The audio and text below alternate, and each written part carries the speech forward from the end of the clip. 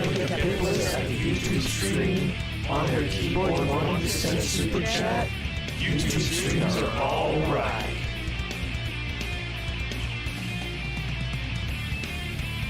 Friendly capitalists with their Chilean peso super chats. The friendly capitalists are about to have an emote spam. Be happy, friendly capitalists.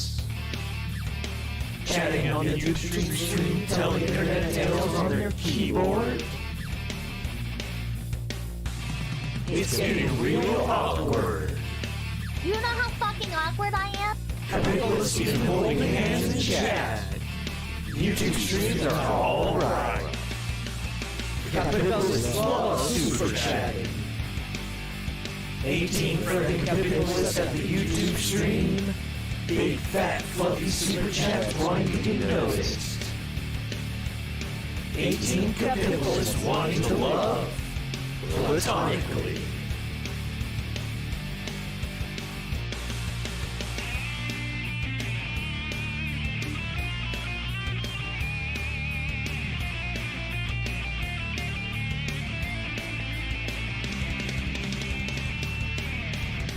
Friendly capitalists at the YouTube stream on their keyboard wanting to send super chat.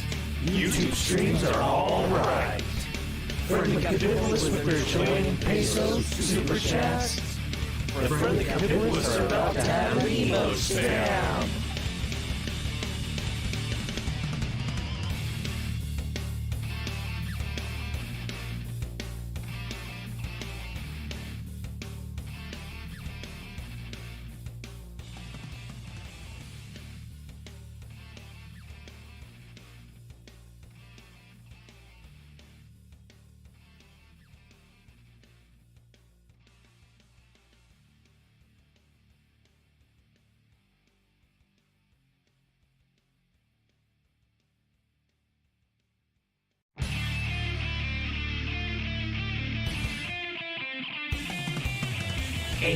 Friendly capitalists at the YouTube stream.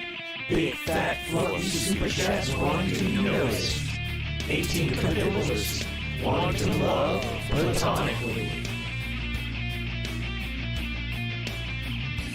Friendly capitalists at the YouTube stream on their keyboard wanting to send a super chat. YouTube streams are alright.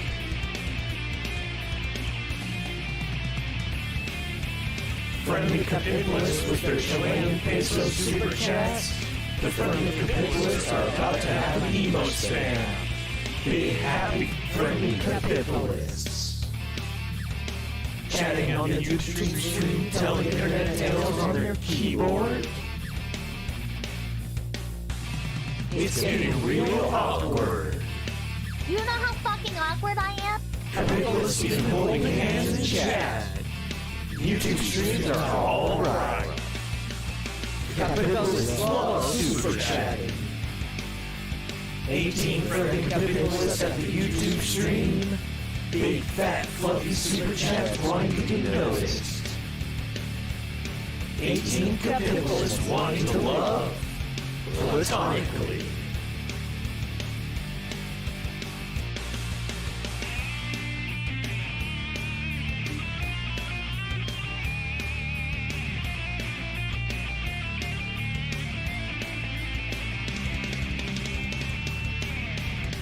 Friendly capitalists at the YouTube stream on their keyboard wanting to send a super chat. YouTube streams are alright. Friendly capitalists with their Chilean pesos super chats. The friendly capitalists are about to have an emote spam.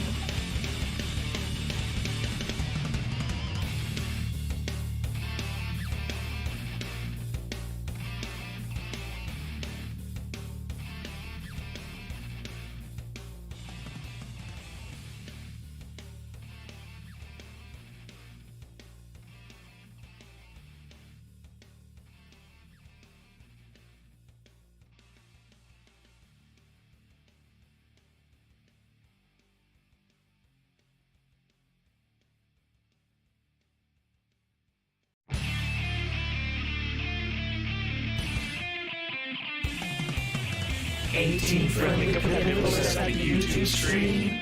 Big fat fluffy super chats want to be noticed.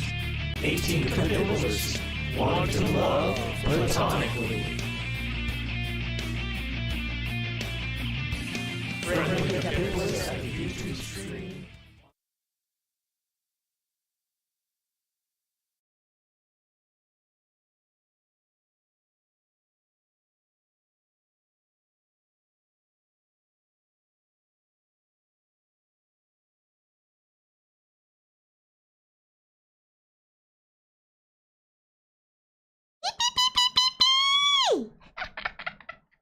Hello.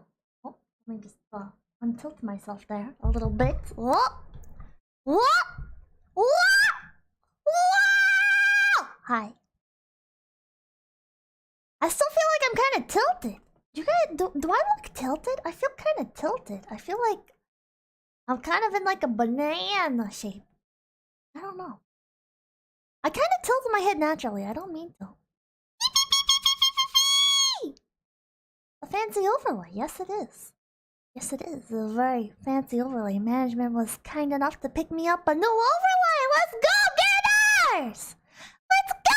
Happy daylight savings time. You know, I started off this day saying, oh, wow. Daylight savings time. You know, it's not that big of a deal. It's not that big of a deal.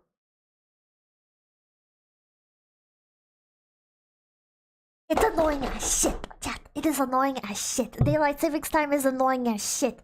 Trying to like work out like collaborations and stuff and like all of the things that it messed up. I'm in a bad mood, chat. My tooth was hurting earlier. It feels a lot better now, but my tooth was hurting.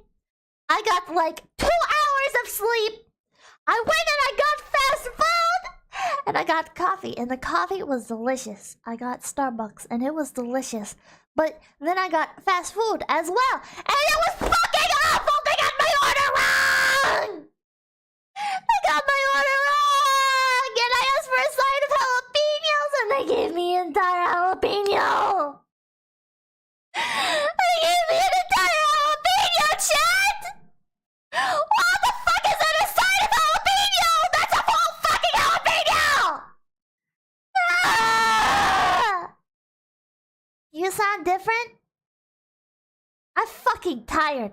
I'm fucking tired! Ah! I'm ready to go to sleep. I'm so ready to go to sleep, you don't understand. That's what you get for eating fast food. Why did they even have a jalapeno at Starbucks? No. I went somewhere else. You're pronouncing jalapeno wrong. Jalapeno! Jalapeno! Are you happy? Local McDonald's I go to never gets the order wrong at night since the...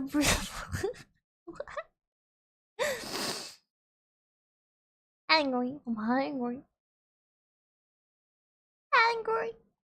Jalapeno!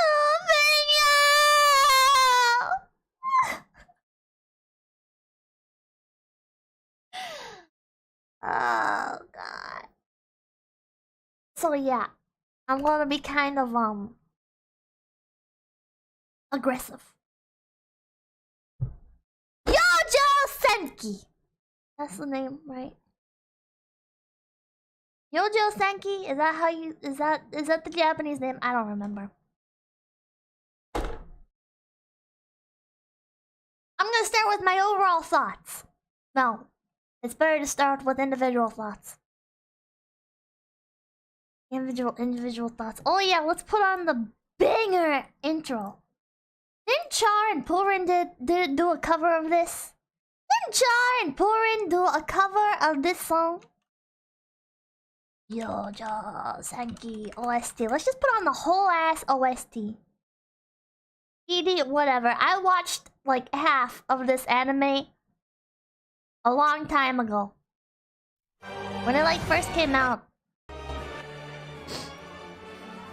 I don't remember if it's the outro or intro, I don't care. The only intro that matters in my heart is Death Parade's opening. Anyways.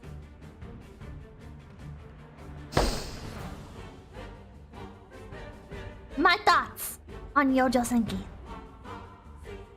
Copyright speedrun. Come here for a good time, not a long time, chat. Okay. Starting with character. How about we go off of like the... Where's like the my... What are the my anime list ratings? I don't remember. How does my anime list do it? It's like story, writing, something. I don't know. They do light novel reviews, don't they? This is book club, not anime club. No, but they have a very useful way of critiquing. Not critiquing, reviewing.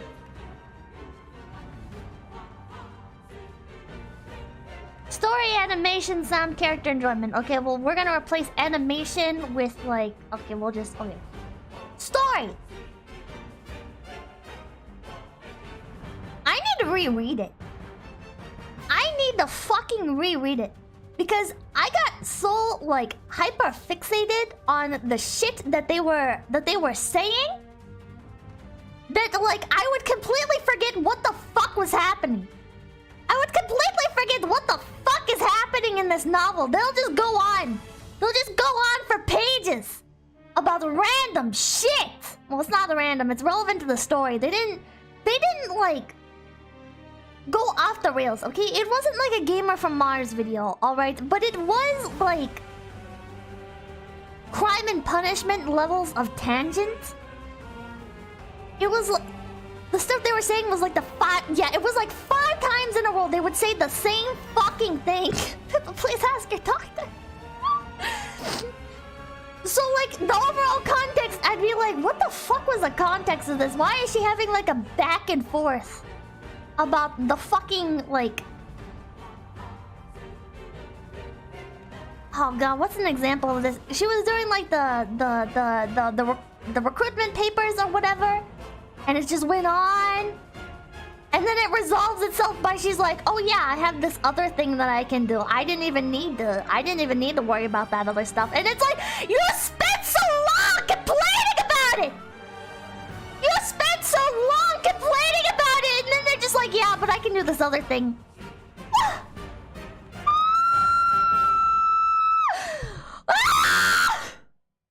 So dumb. The padding, yeah. The padding is a bit much. Padding is a bit much. Yeah, hard to listen to audiobooks and play games. I did end up using the audiobook as well. I read some of it, used the audiobook for other parts of it. Because this book is fucking long. Chat, this book is fucking long for a light novel. 400 pages. I'm willing to bet 300 pages of that is just padding. It's not technically padding. Oh my god, it feels like padding.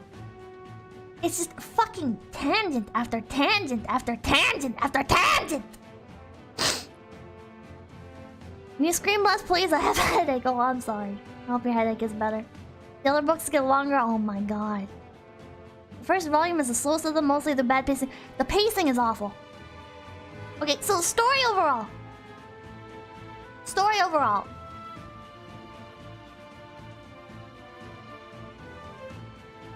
It's hard. It's hard to say.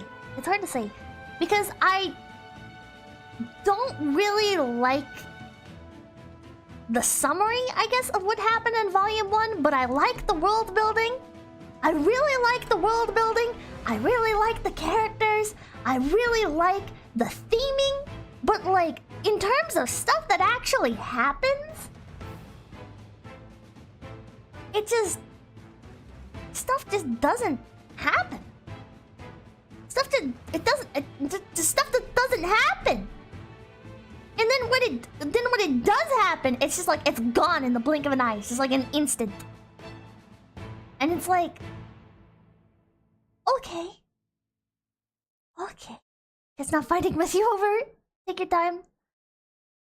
Oh, Chet's not fighting with you over your take this time. They're not. I think because like it's very obvious that this is like a good... It's a good book. It is very strongly hindered by some things, I feel like. Which, to some people, yeah, there are fucking maps, chat! There are maps in the back of the book! In the back of the book, chat! There are the maps that detail, like, the strategies and everything.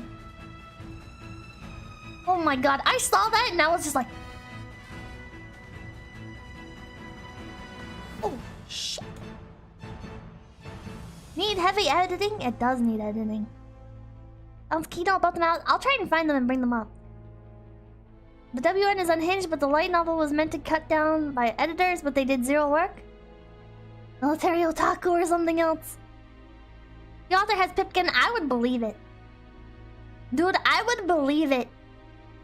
If this homie, if my homie, what is his name? Carlo? Does Carlo have Pipkin? Because I believe it. I saw that name and I had to look him up. I was like, is he Japanese? No. It's gotta be a screen name or something. There's no way his name is Carlo. It's gotta be a screen name. His name is like Carlo Zen or something. Author is also a nut about logistics. This is the first fucking light novel that I have ever read that has like these extensive ass footnotes, right? Okay, so like I think No Game No Life had some footnotes, right? And it's like, oh, Skyrim is a popular game released by Bethesda that was praised for its fucking immersive gameplay or whatever, right? But this motherfucker uses footnotes like he's citing his fucking thesis. The fucking footnotes are like... It's like he's citing his goddamn sources. He's citing his goddamn sources on things. It's not just like quick explanation. It's like, holy shit, dude, you didn't need to go this far. What's to show off how smart he is. Oh my god. Footnotes are the author's flexing of his otaku-ness? Might be. I just felt like I was reading a uni paper. Oh god.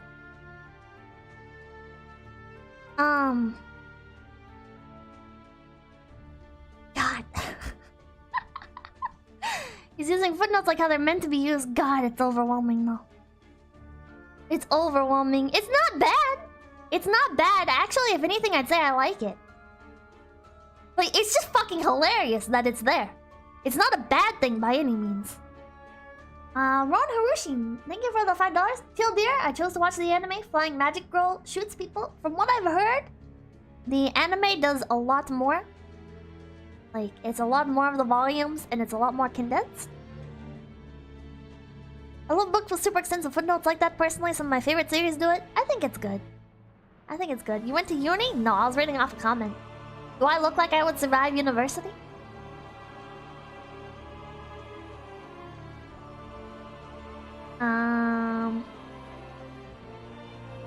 Character?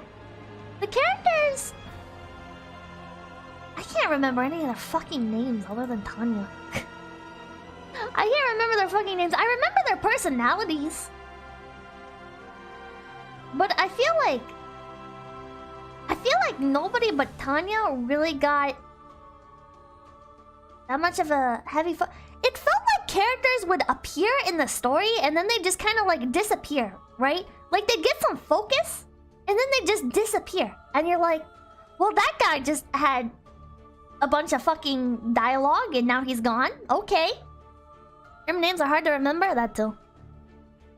Something that I can't tell if I think of it a good touch or a bad touch. There are a lot of instances where Tanya refers to herself in the third person. Where are my notes? How do I get back to my notes? How the fuck do I get back to my notes? There they are. So like,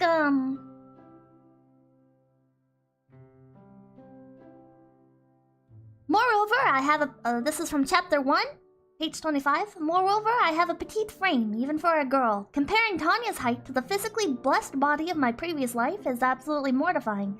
It was miserable to hear that Tanya's neck was too narrow to properly wear the aviation throat mic headset.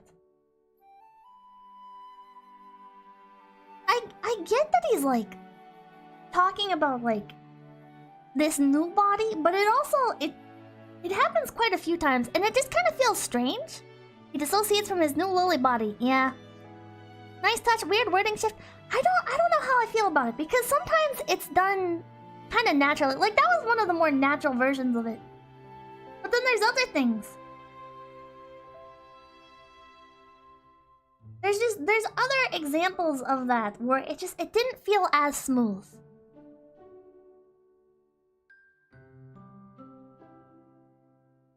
But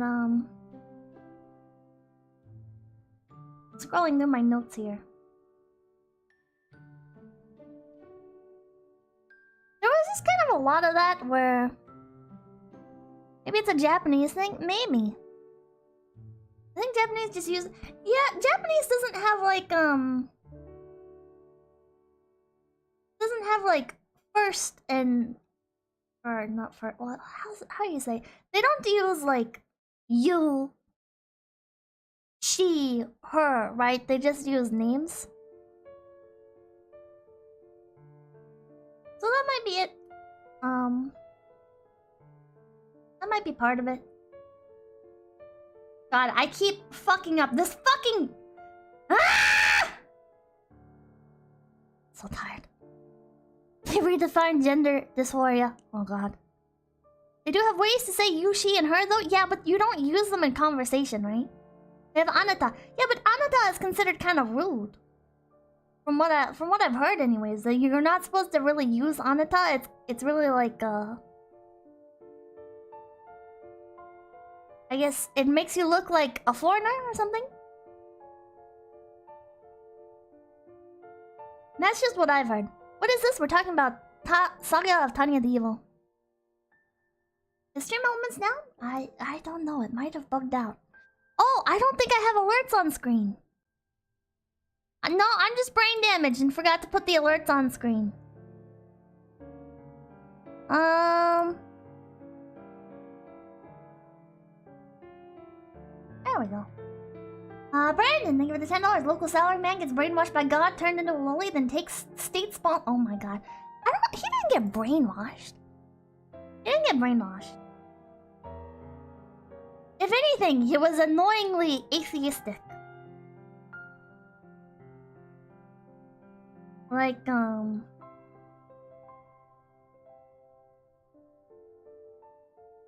that's actually the first thing I made a note about. That's actually the first thing I made. What is wrong? Lowly. You say lolly? Lolly? Stupid. Lowly. Lowly. Hello. Shut the fuck up. If you're talking casually, you might use ore for you or kare for him.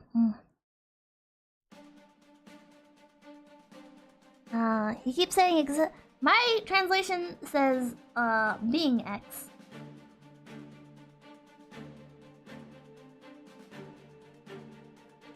One funny moment. No? Oh god, my screen is doing that dark mode thing.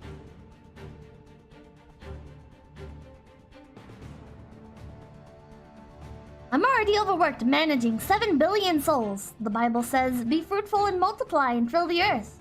Admittedly, my knowledge of the matter is limited, but I'm fairly certain mankind has been faithfully obeying this doctrine. I can just see Malthus turning in his grave. You might say that mankind has multiplied too much. I thought that was cheeky and funny. I thought that was pretty,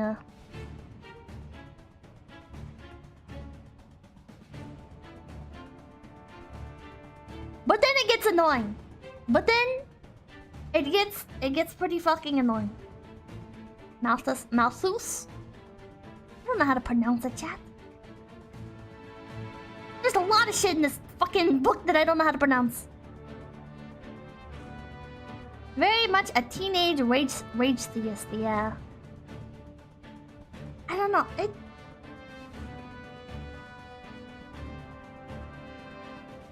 don't know.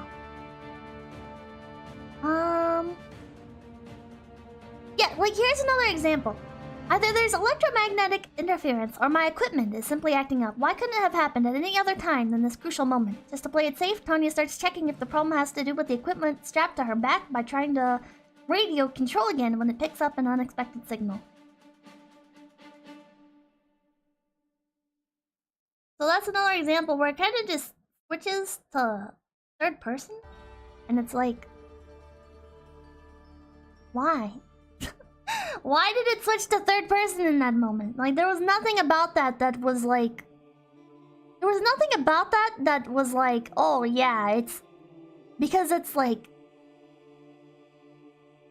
my new body or whatever, you know? It's just... It's like you're doing it, you know? You're making... It just seems like an awkward translation. I think this was very poorly translated. I don't know about very poorly, but annoyingly translated, I guess. But there's a lot of instances of that. I don't think they double checked this. What pronoun do you use because is a man and a woman body? I don't know. Does he technically have the brain of a man? Oh my god, this can get into a very cursed discussion. He has the brain of a man and the body of a woman, chat. Do with that what you will. But also not really, because he was reincarnated. He just has his old memories. So does he have a woman brain? With a man's memories? Or does he still have a man's brain? Brain of a girl, soul of a man?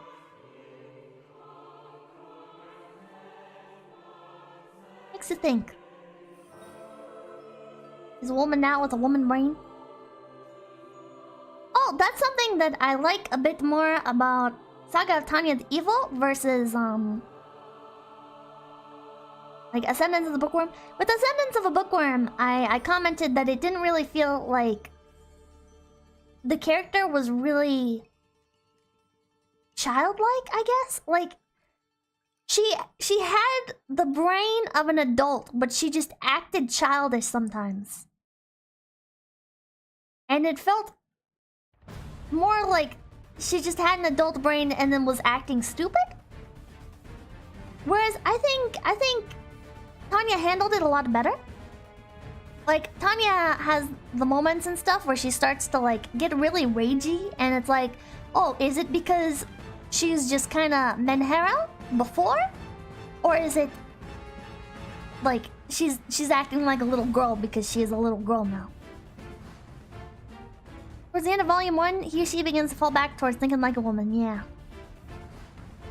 But it's very I think it just worked better. It just worked better. I don't know how to describe it exactly. I'd have to like sit there and I guess compare the two scenes. But which would you rate was better, Ascendance or Tanya? Well, Tanya hands down.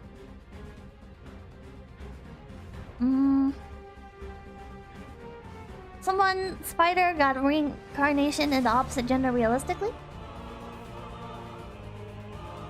Manga has a side series about Tanya's love of sweets. Oh. I don't know, it just felt like this book handled blurring the lines between what is the old self and what is the current self a bit better. It felt like it was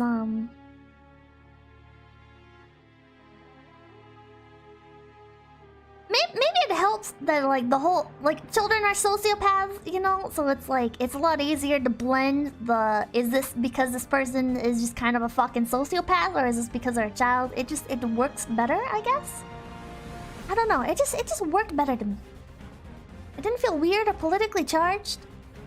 Surprisingly, this book did not feel politically charged at all. Especially if the rumors, I guess, about the author are true, like what his beliefs are. My fucking hats are off to him. My hats are off to him. Like, this is just a very well done, well researched, book about something that is... could be very political, but isn't political unless you decide to make it that way?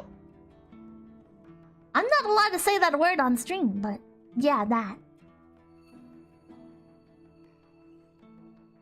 How many do you usually wear? Well, I have 2, 1 for each ear. His atheism seems more apathetic in the start. Yeah, he seems more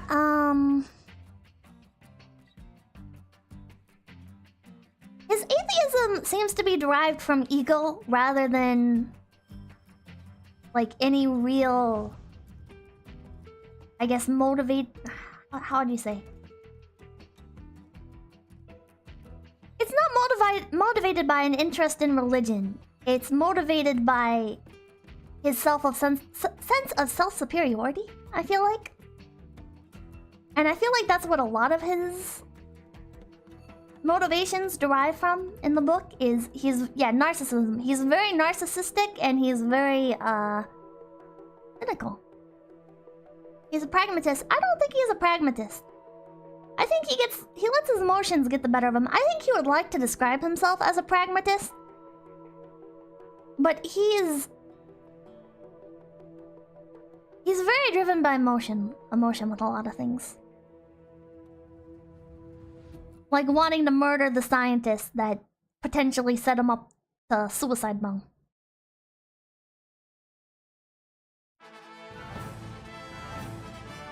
It's lousy with politics, but they're not story warping.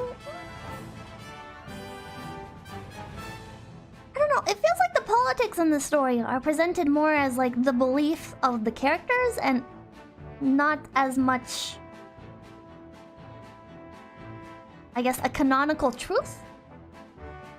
There's a thing with a lot of stories where when politics get inserted, they get presented, I guess, as like an objective truth.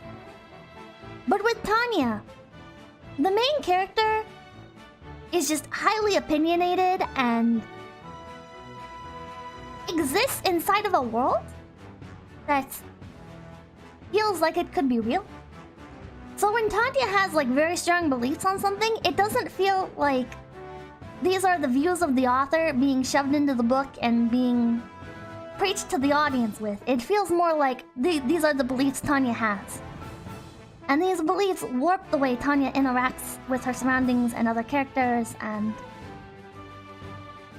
they make sense. The universe doesn't bend around Tanya, actually. If anything, it's the opposite. Ragnar, thank you for the $5. His atheism is him being so full of crap there's no more room for God. Also, I hope you're having a good day, Pippa. Oh, thank you. That's a very good description. See, I think if he was more pragmatic, then he'd be willing to, like, accept God and everything. But the whole thing is, his head is so stuck up his own ass that he will not just accept that there's fucking God. The universe literally bends around Tanya. The whole point of the cursed orb is it is bending around her. Okay, well, it's not bending around her in her favor. The story does not bend around Tanya in her favor. Part of it is because the author is rebuking Tanya's beliefs. It's in the title, Tanya the Evil.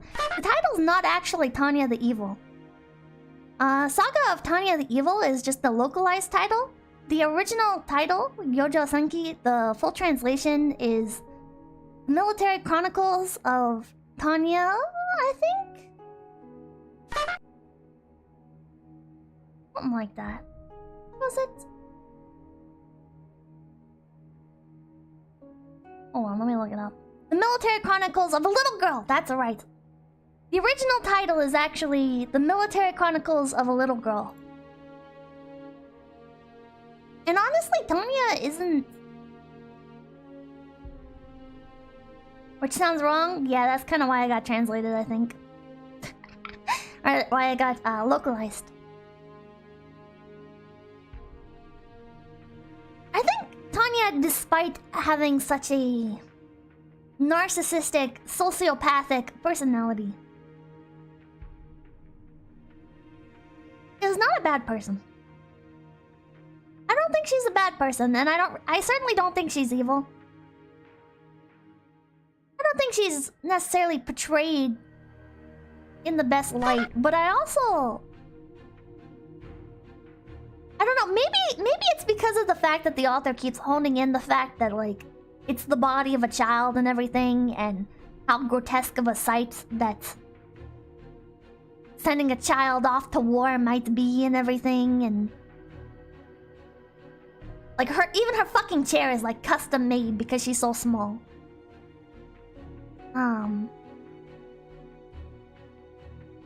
It's hard not to feel some sympathy for her. It's really hard not to feel some sympathy for her, because, like, even though it is... Even though her personality is not the best, she doesn't feel... like an actually awful person. She just feels like somebody with some very strong flaws, you know? She seems like an unreliable narrator, though. Probably. You see Tanya's interactions with being X, like between God and the guy who got swallowed by the fish, an unrelatable character attempt to rebel against God but ends up assisting. It's comedic.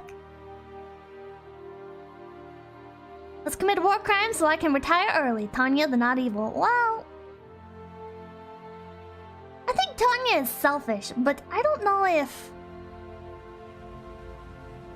He's evil in the eyes of the international community. In his own eyes, he just wants to survive. Half the time, he's under mental manipulation by God.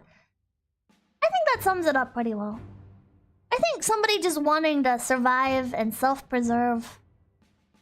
I think that's a very natural thing. I don't think it's... I don't know, it's hard to fault somebody for that, you know? It's hard to fault somebody for just wanting to survive, especially when your previous life was cut short by something so fucking stupid, right? Like, it's literally just his job to fire people.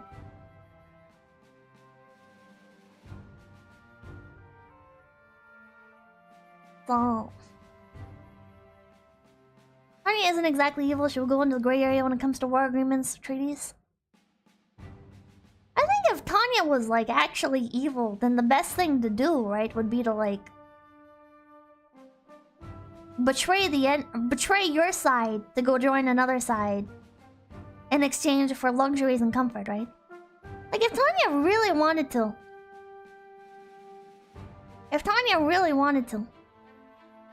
which is something that she talks about, like, she could... That's just lawful evil. I think she errs on the side of lawful evil, but I don't think she's entirely evil. Tanya's evil because the empire she serves doesn't spend any time into PR, so all you hear is negative PR from the enemy that wants you dead. Tanya is the ultimate personification of bureaucratic evil, the evil source from dehumanization. She kills civilians? I mean, that's just normal in war. That sounds really bad. Don't kill civilians, chat.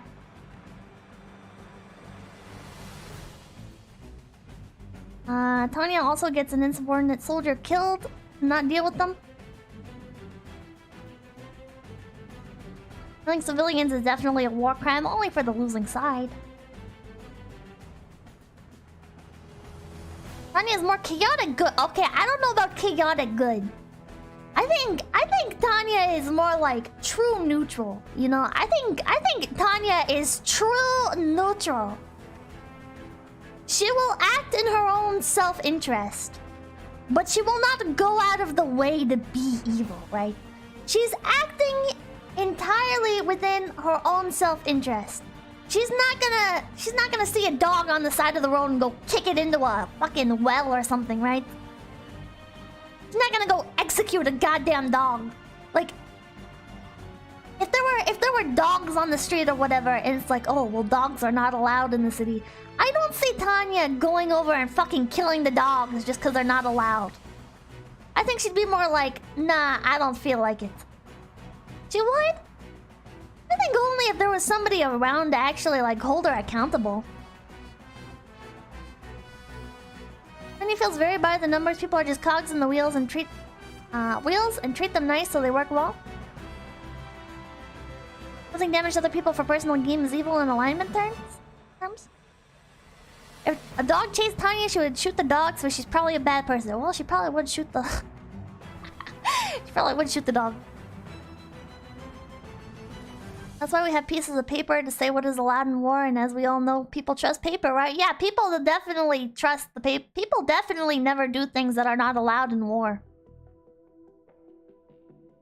And movies think that war is a waste of money and human resources? Yeah, I feel like evil... I guess it depends on the person. I feel like it depends on the person, but I don't think Tanya is like... I think Tanya is very by the books and very...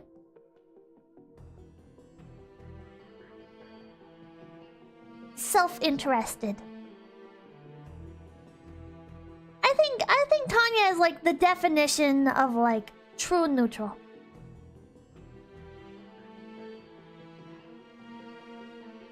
I think I can definitely see like the lawful side of things, but I also don't think it's Tanya abiding by her own morals or ethics or anything. You know, lawful tends to be like abiding by one's own values. But Tanya... Or maybe I'm confusing that with good.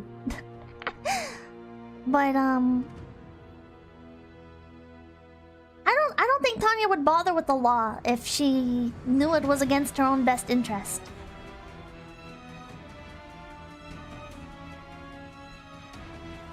I think she will largely follow it because it maintains a order in her own life.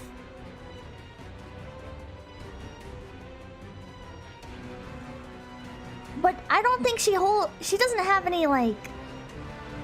It's hard to talk about this because I remember her talking about like society having rules and everything, and she... Maybe I can bring it up. She talks about how like there's no real freedom and anarchism. You know, like you have to balance things.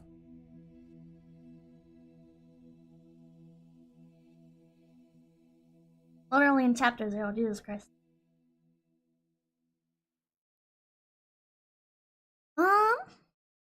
Oh god, it's so fucking long. See, it's so hard. I found myself being unable to take fucking notes in this, right? Because like, it just rambles on. It just rambles on and on and on. Like, I'd fucking mark a note, right? And like, the full context is multiple paragraphs.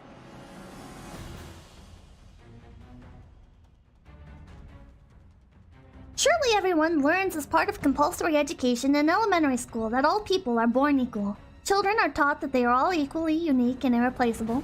But it isn't hard to find disparities that contradict those familiar maxims.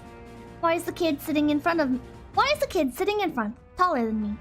Why are some of my classmates good at dodgeball and others aren't? Why can't the kid next to me solve such a simple problem?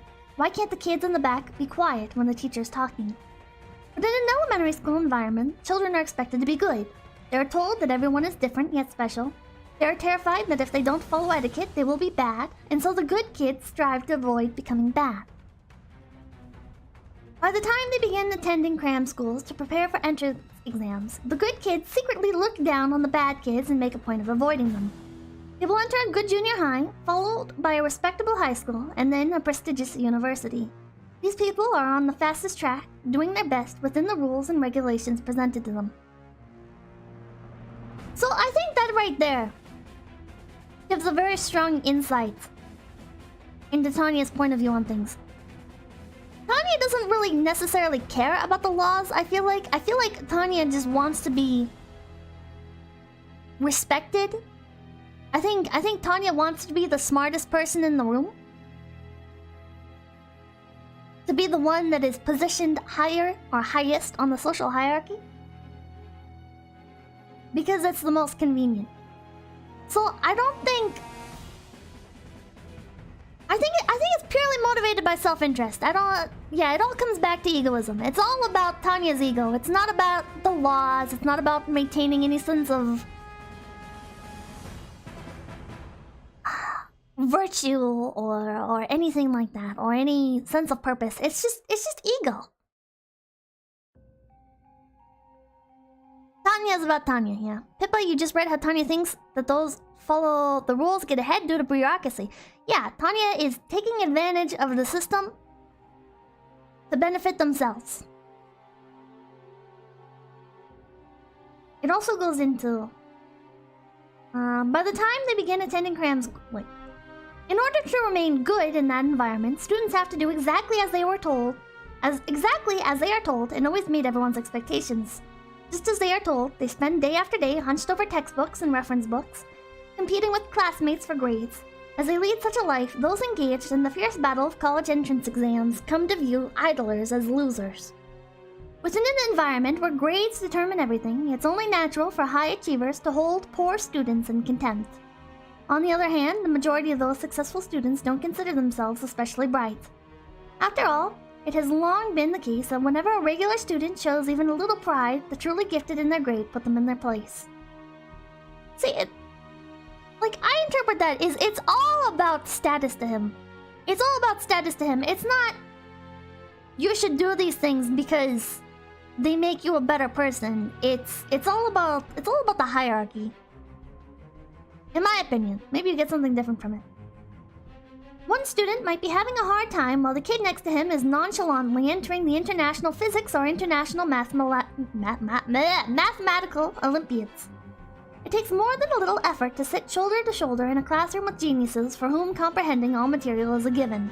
Despite the warped perspective, they have a strong enough grasp on reality to diligently pursue their studies. Whether they like it or not, all college-bound students know the truth.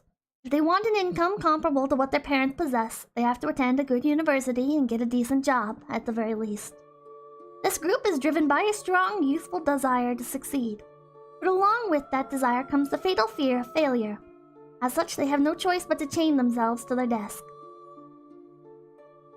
After struggling in that harsh world, the best students pass the entrance exams for universities worthy of being called prestigious. Then the game changes. Many are forced to realize that they have entered a world where people are no longer evaluated by grades, but the question, what have you achieved? Those who can adapt to the sudden paradigm shift and new environment do. Obey the rules, search for loopholes, sneer at the guidelines despite being bound by them. In the end, everyone learns that rules are necessary to make the system run smoothly. Freedom without laws means anarchy. Laws without freedom means tyranny. So, as much as they hate restrictions, they fear unlimited freedom. He failed to understand people who came late to class. He couldn't see the value of people who drank themselves into oblivion. He couldn't comprehend the sporty types who droned on about the power of the human spirit.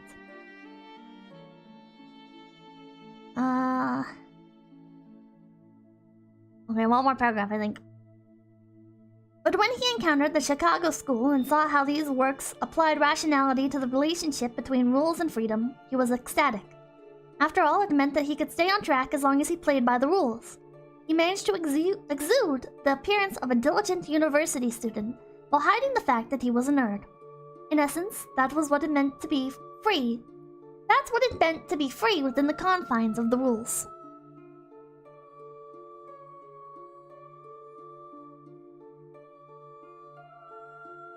This goddamn book is droning out. Yeah, it really fucking does. But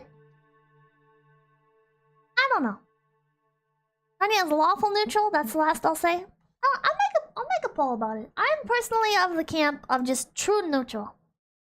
I think she definitely focuses on the rules, but they don't.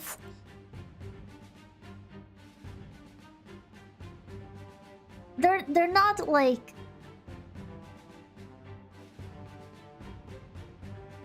I have things that I want to say and I just don't know how to articulate them. Tanya's alignment. Neutral, neutral, lawful, neutral. And then I'm just gonna include evil and good. Because I know there are some outliers. Lawful doesn't mean you follow the law of your government. No, in this case, it's talking about the law of like schools and social,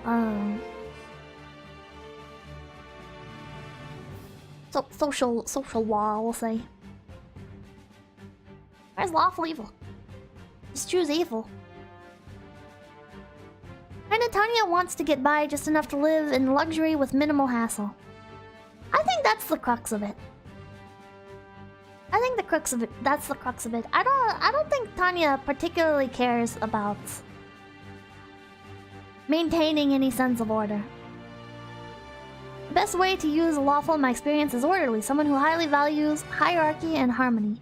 In that sense, then I guess she fits. I don't know. I think you're taking her at her word too much. Maybe. Maybe. Perhaps it's that Tanya fears too much freedom. Perhaps at the root of Tanya's absolutely massive ego is the insecurity that if she operated outside of the preset rules, that she would be unable to achieve the things that she can achieve by following order so strictly. Using D&D alignment system is far too generalized for a real person. Well, thankfully it's a character. It's not a real person. Are you judging her intentions or her actions? I guess kind of both. I thought they changed the alignment system to some sort of weird color-based thing inspired by Magic the Gathering? Maybe. Technically, sociopath and sociopath has been decanted in psychology for borderline personality disorder. I think I could be wrong. I thought borderline personality disorder is like more on the emotional side. Like it's like bipolar disorder versus sociopathy. I thought was a something more akin to what's the other word? Psychopathy? No, it's not psychopathy, I don't think. Well, it's more emotional. Sociopath means lack of empathy for others.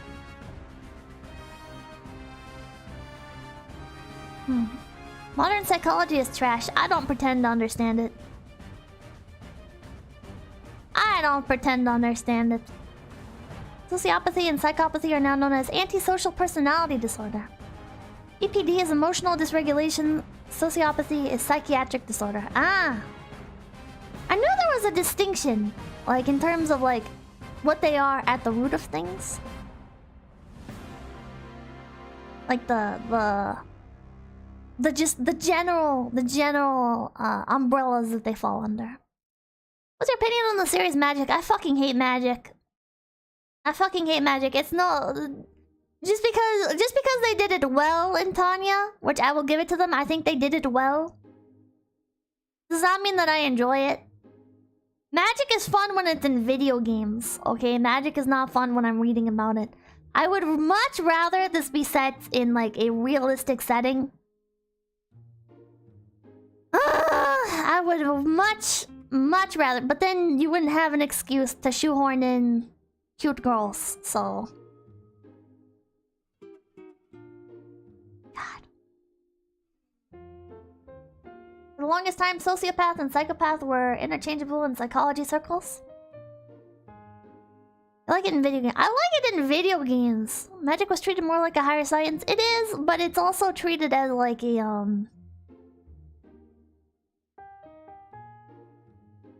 still something supernatural. It's well thought out. The guy obviously put a lot of work into it. The guy put a lot of thought into the magic system, but I just hate magic. It's just my own personal bias.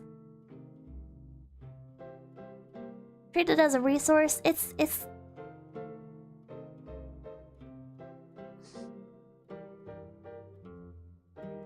my mind kind of fucking blanked during the whole like Type 95 explanations and everything. Like my brain just kind of shut off. What's the point of magic if you just make it into science? Because it's a more mystical science. It's a more like I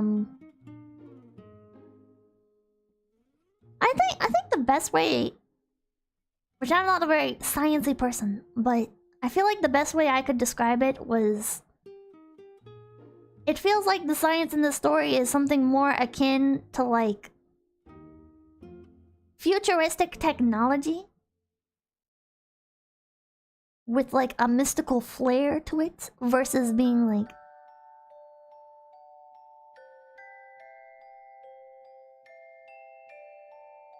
like summoning stuff out of nothing. It's alchemy. It's kind of like alchemy, I guess. Math. Science with unnatural causes but consistent effects. That's a very good explanation. Pippa's tilted again. I'm always tilted! So you are magic, Pippa. Oh my god.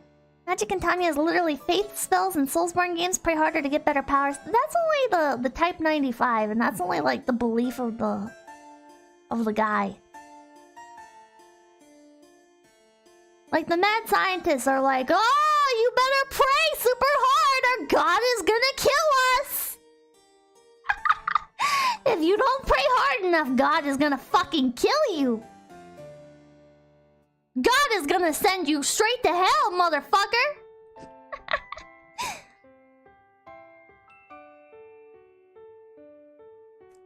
So yeah, there's that.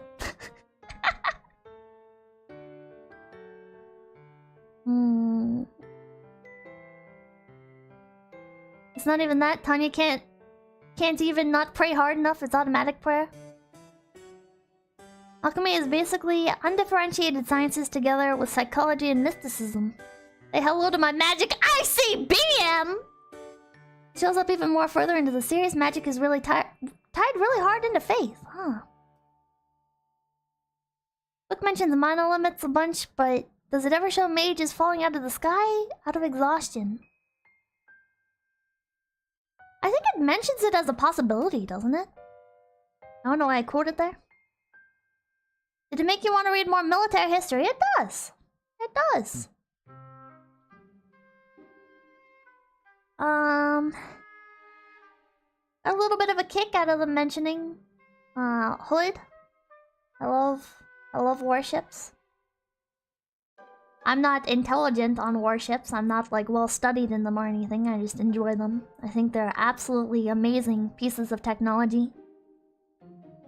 Aside from just being cute anime girls in Azure Lane. Azure Lane fucking opened my eyes though. I already thought like planes were pretty cool, you know. I thought yeah, planes are pretty cool, tanks are pretty fucking cool, right? But then you see warships, right? Then you see warships and they're like these fucking floating cities. They're like these fucking floating cities that partake in the most deadly games of cat and mouse imaginable. And one person's error can result in the death of thousands. It's like entire cities at war with each other. They're the fucking warships. Some of these warships have higher populations than cities, or well, maybe not cities, but like towns that I grew up in. It's just absolutely fucking amazing, and the fact that people like work as like a homogeneous unit inside of them to keep them functioning and like it's just amazing, chat. It's just amazing. Like if you want to talk about like a unified workforce or something, you want to talk about like a well-oiled machine, it's just fucking baffling to me how warships can operate. It's like live-in jobs. You understand the scale when you actually get to go on to one? I have never been on one. I really, really want to go see one in person. I've been on a submarine. Navy Pippa win. Thoughts on warships going to be obsolete with missile advancements soon? I hope not. I really hope not. Which sounds terrible, right? Because it's like, I mean, well, I don't know. I don't know how I feel about the over advancement of war, but I don't know. know if warships can ever truly be made obsolete. I went on an aircraft carrier, best experience of my life. Warship tour stream, we did one of those. I saw my Navy coin now. Warships also carry missiles, Pippa, so don't worry. I was on Missouri when I was a kid. Oh, lucky, lucky.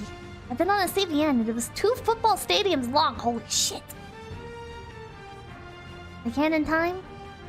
In the future, there will only be drones. If all missiles can be fired from anywhere into anywhere, I guess one wouldn't bother with anything but infantry to occupy and missiles to destroy.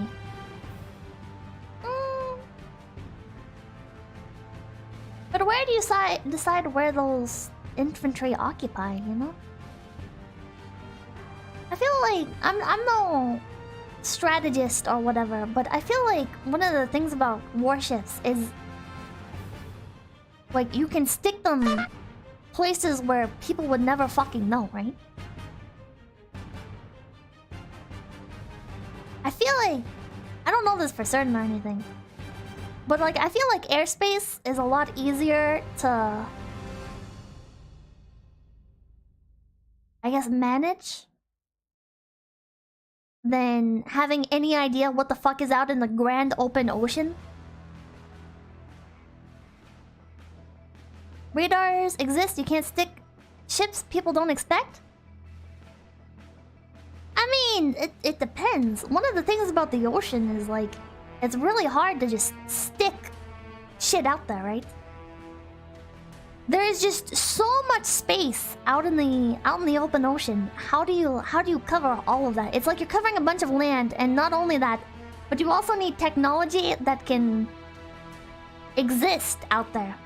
You need technology that can exist out on the ocean. So if you want to store things like weapons or aircraft or whatever, that's one of the appeal of warships, right? Is you can have a mobile floating base, right? You can keep moving your base versus having something that is easier to hone in on. Ocean easier to detect in airspace? Oh, okay. Nanomachines? I would have thought that the airspace would have been easier since like there's nothing obstructing it. And the weather tends to be more calm. Versus out in the ocean, you know, it's like there's very strong winds, there's very aggressive water. But I don't know.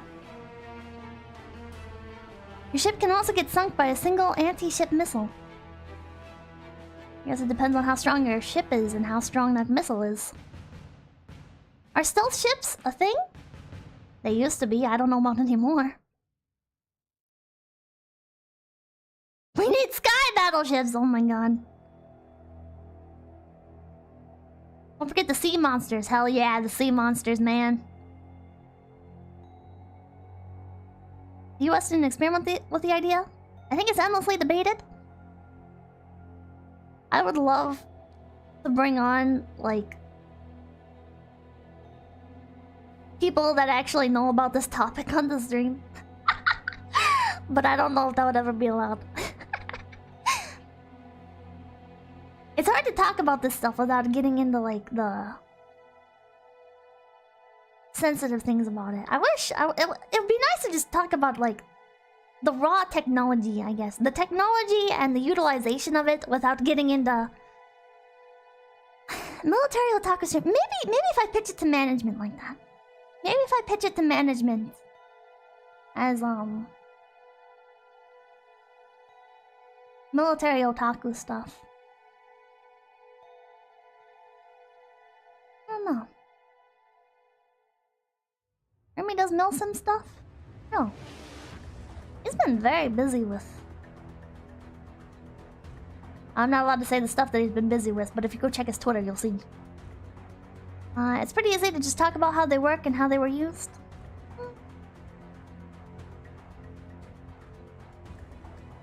That'd be nice. More about the equipment gear, none of the political or social stuff. Yeah. I just worry about like the ways that things could You don't need to give it a spin. Oh. Chat, if you know of any... This is gonna sound very out of left field, but it's something that I've been thinking about for a while. And I don't know if this would be like the correct person to talk with. But I had an idea for a stream, and I've gotten it cleared with management. It's just a matter of finding the person to do the discussion with. I'm looking for a virologist. I wanna talk to a virologist and ask them about Oreopathy? Oreopathy? How do we pronounce it? It's the disease from Arknights. I wanna oh no, shut up, chat. I wanna talk to them about Oreopathy from Arknights. It's a disease in the... It's a virus in the I didn't catch anything. It's from a fucking game. I just wanted to talk to them about it. I wanted to ask them questions like, how realistic is this disease? Like, are there any other diseases that display these symptoms? Oreopathy? Oreopathy? Oreopathy? Oreopathy? Oreopathy? I don't know. You don't want a biologist? I said virologist. You need a pathologist? What's the difference between a pathologist and a virologist? Maybe Roanoke Gaming, he does stuff like that? Oh. I will go follow them on Twitter. How realistic is this disease that increases magical power? But Oreopathy doesn't just increase, like, power and everything, you know? It's also, like, how you get the virus. It's also the different symptoms that it has, like, increase of certain personality traits, like your fucking body, like, turning to stone and shit. Pathology is the study of pathogens. Virologist is specific to virus. One studies the statistics. It's so hard to make out what Pippa's saying behind her lisp when she keeps throwing out titles. Oh, fuck off! I'm gonna look up Roanoke Gaming. Ah! Roanoke Gaming. Do they have a Twitter? It looks like they do. I'm gonna drop them a follow. Oh my god, microbiology scientist EMT. Hell yeah, I'm gonna run that by management and check out their content. Thank you, Flamenco. Here I think it was 333. Pretty sure Grunt had a virologist on about 2 years ago near the start of blank. Flam might remember if he was still around at the time. Articulate guy worth reaching out to if you can find him. Lupa, thank you for the $1. Reach out to Arch. He loves military stuff.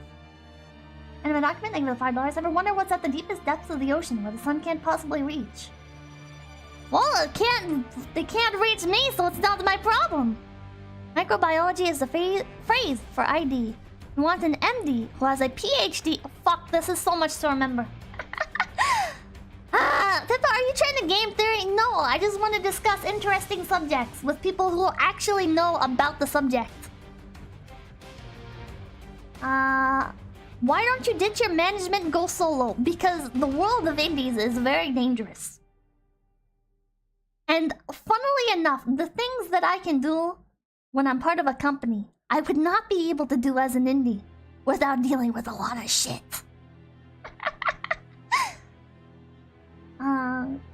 Yeah, the revenue cuts and everything, chat. They're just protection money. I'm kidding. Lepardi, thank you for the $5. You should check out Dragonfill. His HMS Hood and Battle of Jutland videos are pretty awesome. USS North Carolina was my favorite warship I visited.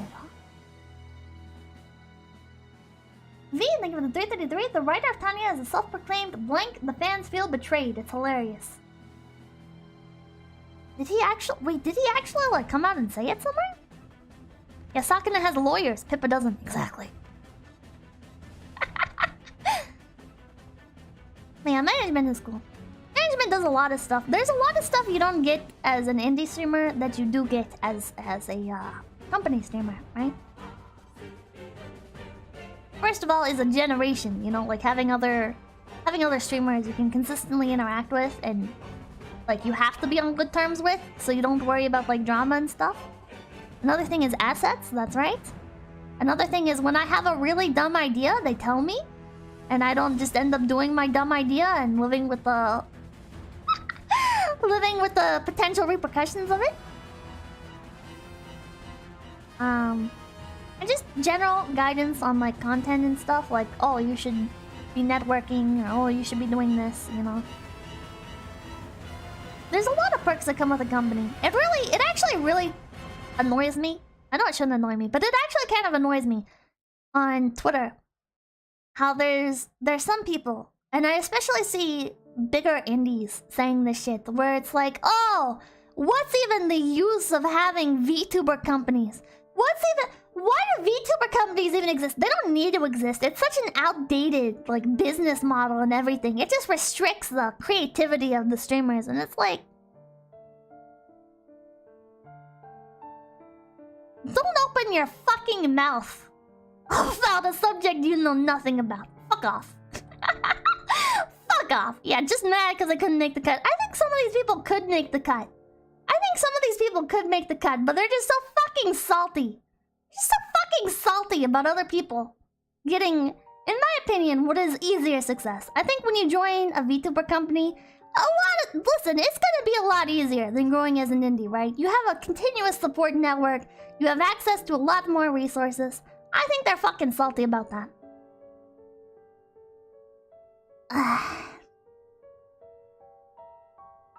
Makes me want to get into Twitter arguments, but I'm not gonna do it. I'm not gonna do it! Because there's no way I can even reply to them without sounding salty. There's no way to, like, respond to people like that without sounding salty. And they think of the $1. But Pippa, you always talk about topics you know nothing about. Very true! Very true! Very true! Fear leads to anger, anger leads to hate, hate leads to being an indie streamer. Whoa. I have nothing about indies. Nothing bad to say. Well, I do have bad things to say about indies. I have some bad things to say about some companies and stuff. Or some aspects of company life. But there's good, there's bad. But you should do a case stream. What would that even be? Little Miss Company Hire. Funny author is a blank apparently. Where did they say this? I want to know. I want to know where they said this. There's something bad to say about fish? No. Just some 10, 33. Disconnect off. Disconnect off. I have some moments where I wanna fight. Where I wanna fight management. But overall things are positive. It's a net positive being here. Also, thank you for the 309. French thoughts?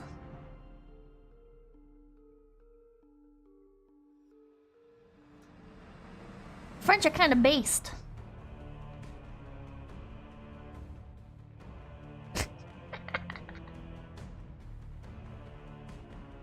Surprisingly. I just think it's so funny. I just think it's so funny. I went on a rant about artists. I'll just leave it there. Unsubscribe. Don't eat this, I'm sorry. Anyways, we were talking about Tanya. What were the other things? The characters, I like the characters, but again, these takes. Surprised me about Tanya being blank as the authors themselves. Where did you guys hear this from? I want to know, like, what is the source for this? And why did I get a DM? God, I'm so bad at checking DMs. Oh, wait.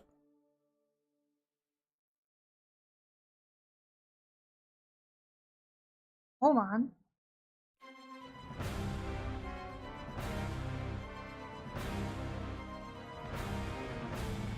What?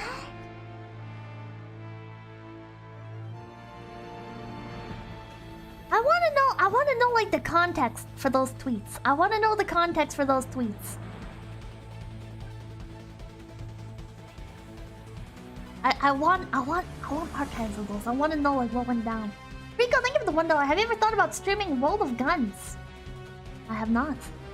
I have War Game Red Dragon in my Steam library, and I was thinking about playing it the other day, and then I didn't.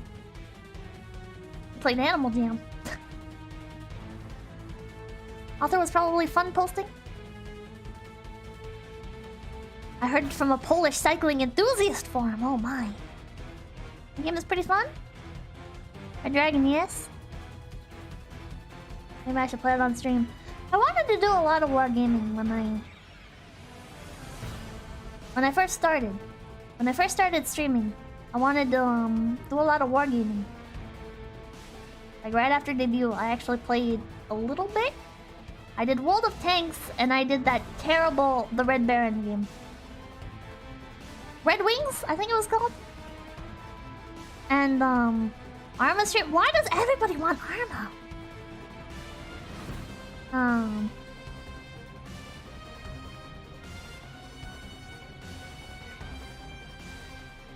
Things were a little bit more confused at the time. I think I came out of the gates a little too headstrong. Like, for a new company, jumping right into stuff that could have potential for a lot of yabs, depending on how you handle it. Because in the beginning, like, we weren't even allowed to say country names, right? It's very... We had to learn as we go a little bit. Learn as we went. So I think now would be more fine. World of Tanks and Warships sponsor Hololive too. I saw. One of the things about World of Warships is it frustrates me how much fucking money it costs. Burgerland, I could stand, leave me alone. Leave me alone, Voctor. It's only natural that your first all of your streams, I guess. But mostly your first few streams are gonna be cringe, okay? Alright, then thank you for the $5. The World of Tanks stream is what won me over. Long live the Papanzer. Long live the Papanzer. But God, World of Warships is so fucking expensive. I looked at the ships and there were a few that I wanted, and I looked at the price tag and it's like $75! $75! No! No! Cat playing Crusader Kings. I don't want to play Crusader Kings. Love the World of Tanks stream. Microtransaction, yeah. World of Warships tip max out an officer first. That helps you win a lot. Oh. Enterprise. Paying for free-to-play games. Warships are expensive, okay? Listen, it shouldn't be a fucking direct ratio. Jesus Christ. Yeah, $75, that's not a fucking microtransaction. That's a goddamn macrotransaction. You're paying for a whole ass fucking game there, man. God damn.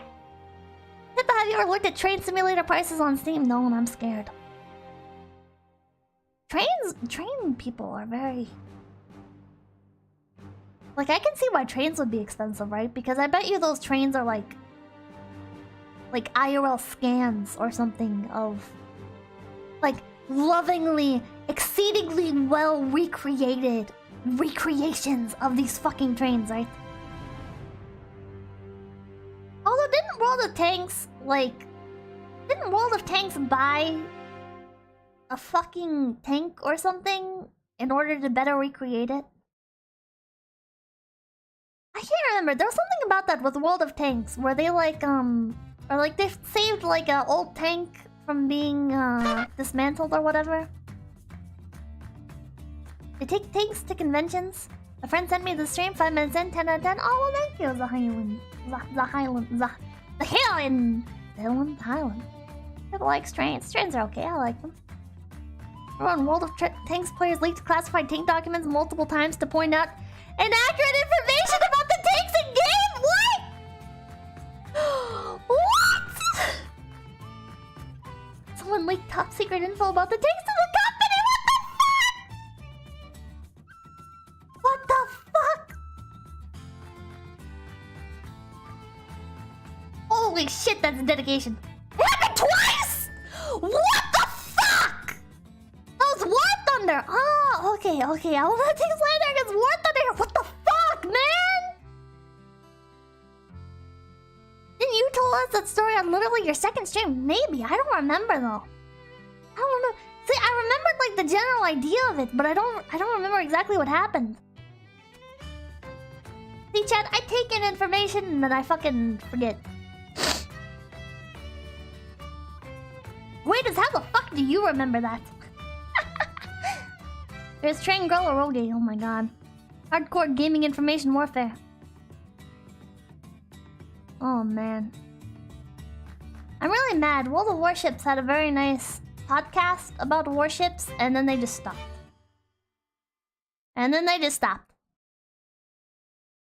Following drama costs you a little long-term memory. I'm sorry, my brain is 90% the happenings of random internet strangers.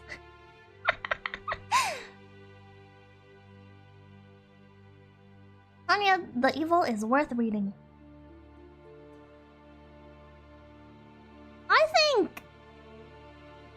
I don't know.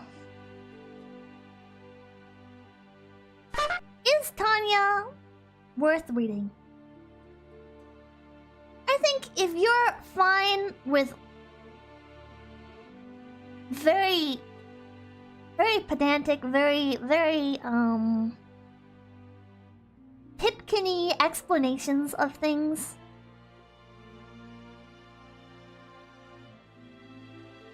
it's worth reading.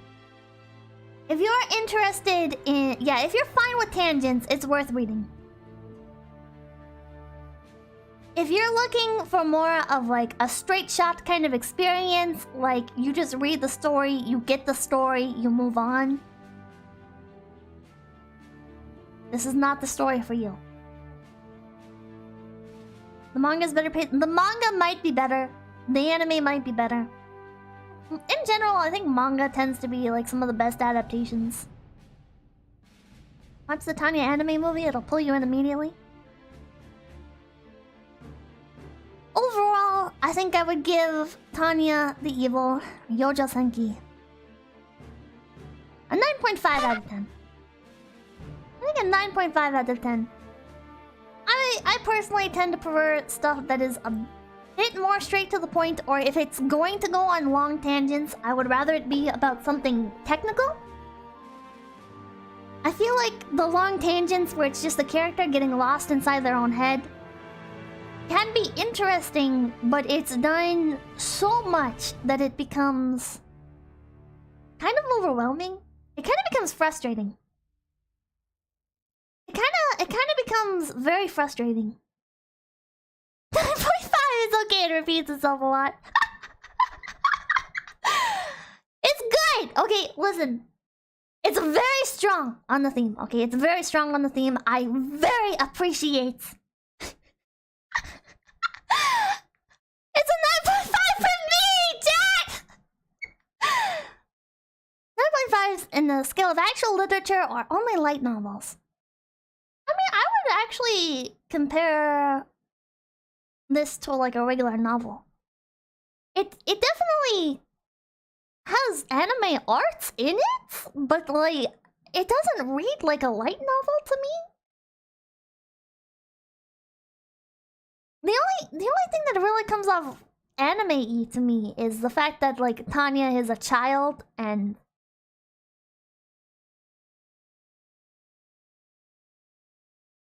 that the story is more clean than like Western novels tend to be.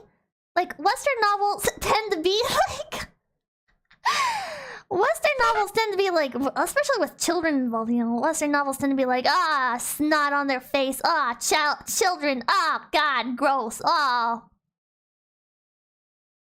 But like, I feel like light novels, they tend to sanitize things a lot and go harder on other themes.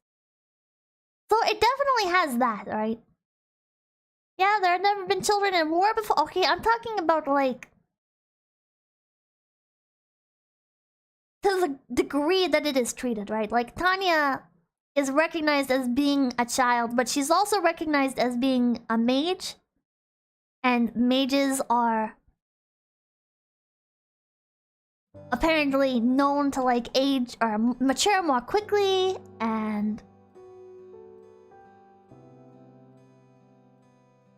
like women and children being mages is not... It's certainly not common, but it's not rare, you know? Yeah, people respect her accomplishments. People don't treat her as a child soldier, really. They treat her as a child prodigy soldier. Which is very refreshing. Very refreshing.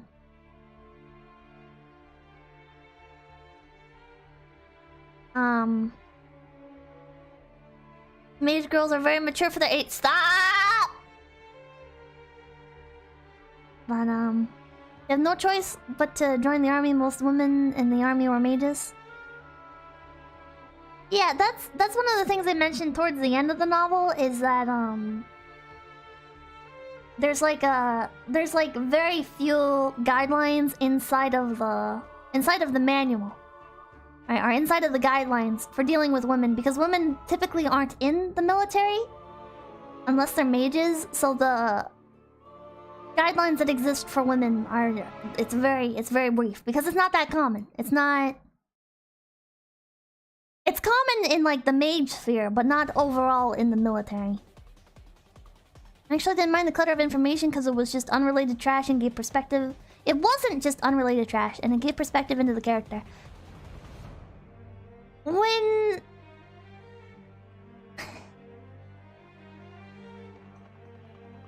it starts repeating itself, it becomes trash to me. when it starts saying the same thing over and over again. Like that one example that I read was very long-winded, right? But it ultimately had a point. It didn't repeat itself too much. Have you read Overlord? No, I have not. Some of it was unrelated for sure. God, some of it was so fucking... That's the bit about how Tanya gets to sleep in a house while training because historically women in the army were from noble families. Being a mage is the reason she's in war, assuming until now that not Germany was desperate. No, she's in the military because she's a mage. Novel repeats itself too much. 9.5 out of 10. Well, that's why it's not a 10, right? I think for me personally, it's a 9.5. Would I recommend it to other people? It depends on what their interests are, I think. Is this something that I would recommend to somebody who exclusively reads isekai? No, because it's not a conventional isekai. It's not... It doesn't follow like any of the tropes of isekai. Actually, I feel like the only trope of isekai that it really follows is that the character is arrogant. Like a lot of... it's not a power fantasy. It kind of is a power fantasy, but it's also not... done poorly, I feel like? Kind of follows the tropes. Dude is kind of OP. But the Tanya is OP, right? But it's also... it balances out, in my opinion, because she's so... overcautious. She has some really strong abilities, but they're balanced out by very strong character flaws. And the story actually manages to balance it quite well, to the point where neither become too overbearing. Tanya's cynicism can become pretty overbearing at some points when she's rambling on about how stupid something is. It just kind of feels like I'm listening to like some fucking Reddit atheist talk about some fucking... like how stupid somebody is. That's like really what it feels like. But it's also kind of... it also kind of benefits it as well. It also kind of benefits as well, because it also makes Tanya feel more real. Like, that was one of my things that I hated the book, chat. Not this book, but I hated Ready Player One. But one of the things that I liked about Ready Player One is that there's a character in it that's like the living embodiment of that annoying motherfucker that you bring along to dungeons because they're the tryhard that is actually geared, but nobody fucking likes them. They're only there because they're geared. You only fucking allow them into the party because they're geared and they know the dungeon mechanics, right? But they're completely fucking annoying. They're so obnoxious. And that's like the one thing that I liked about Ready Player One, is there was like a very accurate representation of a very real kind of person. Was it the main character? No, it wasn't the main character. How score did you give Ready Player One if you hated it? 8 out of 10? No, fuck no. I give Ready Player One a 2 out of 10. Ready Player One is a fucking 2 out of 10. That book was awful. The only redeeming qualities about Ready Player One is that I like that it pandered to video games. Like I like that it had a lot of video game references. And I liked that that one character was surprisingly accurate. It's not very good. It's fucking awful. It was so fucking awful. It's very mediocrely written. It's very mediocre characters. It feels like I'm watching a movie that was made to be a blockbuster, but it's a book. It's a book. Yeah, I clapped because I know what that is! Yeah. That's basically the book. It's just... Ready Player One was cringe pandering though, but it felt nice to like have references. This was kind of at like the... It was kind of released at like the height of, I guess, retro gaming kind of making a appearance in mainstream media. Like this was before people started scalping the fuck out of retro consoles and everything. But also like as they were about to start doing so. So it kind of hit at like a nice time where it felt like it was... It felt like it was acknowledging something like special to me, but without being too mainstream.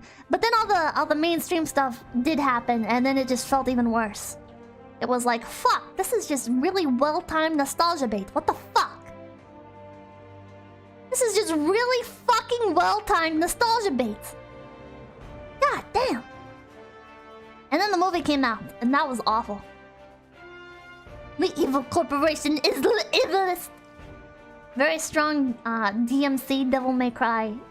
Fucking Mountain Dew Fedora Man vibes.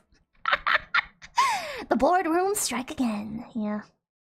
And played the movie and it was even... Oh god, the movie was so bad. He went backwards? Yeah. You played DMC? Oh, no. Yeah. Steven Spielberg was trying to get that movie made forever. They knew the member berries would make money. I felt like it could have been... Like, I felt like it could have been a really good movie. But it lacks soul. Chat, it just has no soul to it. It's just a very soulless nostalgia bait. It's like the living embodiment of the fucking Facebook ads that... Or not Facebook ads, but like fucking... I guess Facebook posts or Twitter posts or just... The shit that the boomers post that are like, do you remember... Not even boomers, I guess millennials now. Do you remember cords on phones? Oh man, wasn't it just the worst thing ever when your fucking phone cord got tangled? Which, listen, I enjoy some nostalgia, right? But when you're trying to get money out of me for it, fuck off. I enjoy some good nostalgia, right? But I don't like feeling like I'm being fucking pandered to with it. How long until we're living in Ready Player One? Some people have been living in Ready Player One since Second Life came out. How's that make you feel? Remember dialing down the center? I never did that.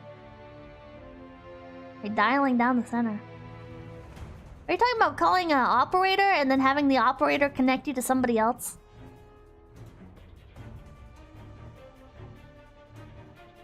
Collect calls. Phone cords, not chewed. 411 star 69.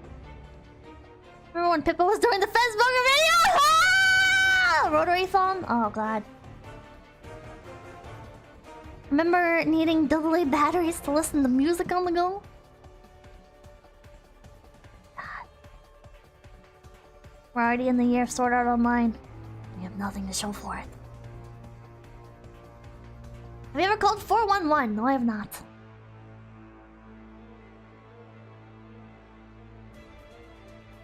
What is... I'm not clicking... Okay, I'm gonna click that. I was gonna say I'm not gonna click that. I'm not gonna get derailed, but I'm already derailed, so fuck it. Ah! The light doesn't even work!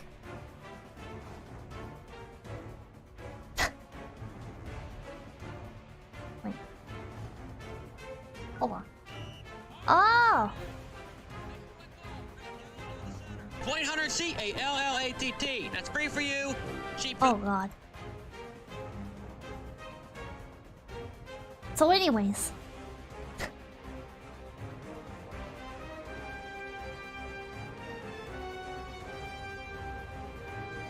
anyways, now that we just got extremely... We're just talking about fuck nostalgia pandering, and then this is what happens. Alright, Lane, they give us the $5. The Fire Emblem taught me anything is that child soldiers are the best soldiers. Ocean Redux, thank you for the $5. But based Bunny lick Tanya. She gets frustrated for real, but Tanya is not evil for real, y'all. Need to step into her shoes. Better dead than... Oh my god! Rico, thank you for the $1. I met the chieftain and some of the World of Tanks devs when they came to Texas to study the battleship Texas for World of Warships. It's pretty neat and got a World of Warships hoodie out of it. Oh, not a World of Warships hoodie, what the fuck? I don't think it was $1. If you want to go down the real-life gun simulation game route instead, be sure to check out Receiver 2. 1-800-PHONICS. Remember when we weren't constantly bombarded by an endless stream of stimulation that has pushed us all into dopamine dependency?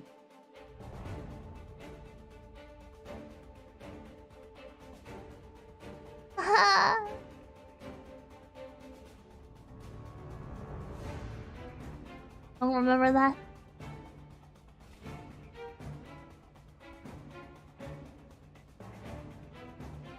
I don't know, I've always had mental illness.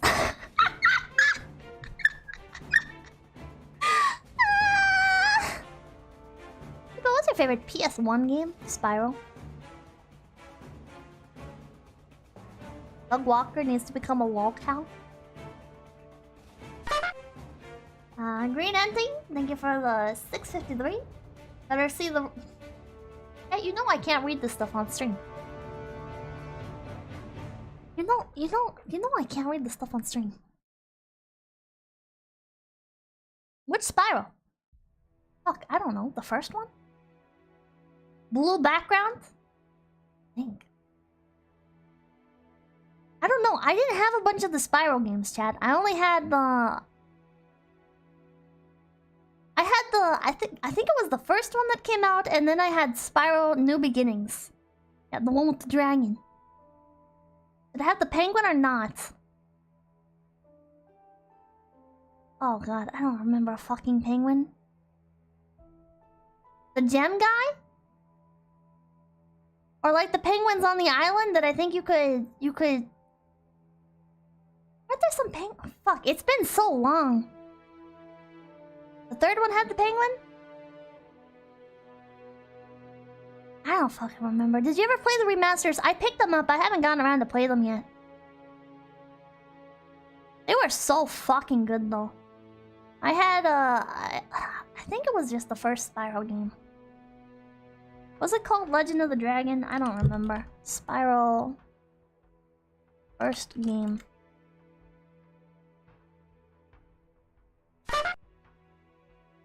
I remember there was like the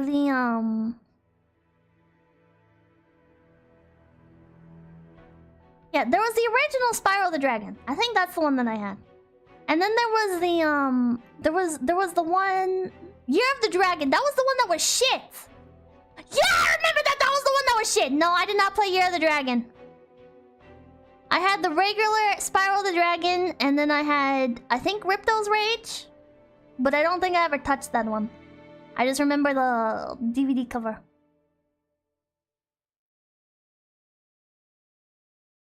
Year of the Dragon was the fucked one. That hates fun. What do you mean I hate fun? Year of the Dragon was Kino, Enter was the trash one? Was it? I fucking enjoyed the first game.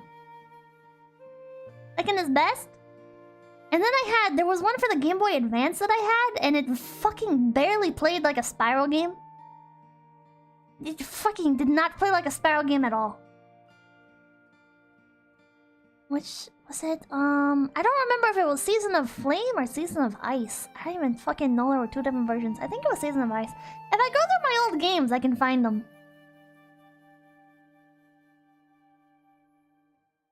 But god, it was fucking... That was a piece of shit game. If you like military stuff, I really enjoyed Alderman? Alderami? Well, thank you for the $5. Thanks for all the entertainment, people. While I didn't like the Tanya book, I didn't like Dune either, so maybe I just have bad taste. think a lot of people didn't like Dune. I think it's a very specific audience that is very hardcore into it. Viral games for handheld consoles were not very good. Stick with the PlayStation ones. Well, I can safely say I'm not going back to playing the PlayStation anytime soon. Most likely. So, Alderman of the Sky? We all have bad taste. We're here. True. I remember being so disappointed, right? But that was like all of the Game Boy Advance games. All of the... Were there tie-ins for regular Game Boy? I don't even fucking remember. As a kid, I remember Game Boy Advance being like the god of shovelware. Like, I just remember there were just fucking endless amounts of horrible tie-in games and like shitty fucking ports of real games, and they were never anything like the original. And I don't remember that being the case for regular Game Boy games, but maybe I missed them. They had like 5 Shrek games. I had Shrek 2 for, I think, the PlayStation 2? Those were hilarious. They fucking sucked! Call of Duty for the GBA, I bet that exists. Oh my god. Chat, do you guys remember before fucking Game Boy games were like something people scalped, and you could go to like retro game shops and stuff? Or just mom and pop game shops, and they would have out these like fucking like boxes of just secondhand Game Boy Advance games and Game Boy games or whatever, and you could just go there like for $5. You could just fucking pick them up. And now it's like everything is fucking $40 and you don't even know if it's real or not, and you're just sitting here like, what the fuck? What the fuck? Just random shit is so expensive now. Random like movie tie-ins and shit are so expensive, and you're sitting here like, I got this from a $5 box. Boxes of loose GBA games at the flea market, $1 each. Oh, hell yeah. You know the original Pokemon games are up to like $140 right now, Pippa? That's fucking insane. I remember not wanting to buy Pokemon Crystal. I found Pokemon Crystal in a pawn shop and it was $60, and I was like, ah, that's too much money. That's too much money. I ain't buying that. What the fuck? That was a mistake. God. Or when you can get a whole box of retro games on eBay for like $30. Oh my god. I remember going to yard sales when a new console came out. Oh fuck, that was the best. When a new console came out and you go to garage sales and you can buy somebody's fucking just binder or their like box of like fucking Xbox games or whatever, or they have a bunch of PS2 games, just like they're like, oh yeah, PS3 is out, so I don't need these anymore. And you're just like, well, one man's trash, and you get fucking like $400 worth of games for like 25 bucks. Oh god. You do not see that anymore, chat. You do not see that anymore. Now everybody's like, yeah, I paid $60 for this Pokemon game, and I want $75. And it's like, these are still in production, motherfucker. The internet ruined market for everything because idiots who anchor their prices above market value will always win in the long run. It's so annoying. I guess more realistically, it's like somebody will be selling a copy of a game, right? Before it was like, you used to try out new games just based on like what you got for cheap, right? Like, I've played so many fucking games that ended up becoming like Chat Pippa's a CIA lowly psyop. Wake up, sheeple. Shut the fuck up. Thank you for the $1 though. You'd go to a fucking yard sale or whatever, and you'd find like a fantastic game you'd never heard of, right? And it was like $5. And you pick that shit up and you take that home and you fucking play it. Or you get like a fucking box of just miscellaneous games and you pop a few of them in. Most of them are garbage. But goddamn, some of them are so good. But now it's like you go to a fucking yard sale and it's like everything is just $5 off like retail price. Everything is like $5 off fucking retail price. And you're just sitting here like, this is not... Like, I'm scared to fucking try anything. I am so scared to try new games, chat, because it's so expensive. You don't get anything for cheap anymore. That's why I like shit like Humble Bundle and but just pirate everything. Oh my god. It's not the same. It's not the same, chat. That nothing beats. See, I'm a very big handheld person. I'm a very big handheld person. So for me, nothing beats the feeling of getting a new game. Carrying that box out of the store, or carrying that box out of the swap meet, or out of the yard sale. And being so fucking excited to pop that bad boy into my console. Or just immediately heading into the car and starting to play it.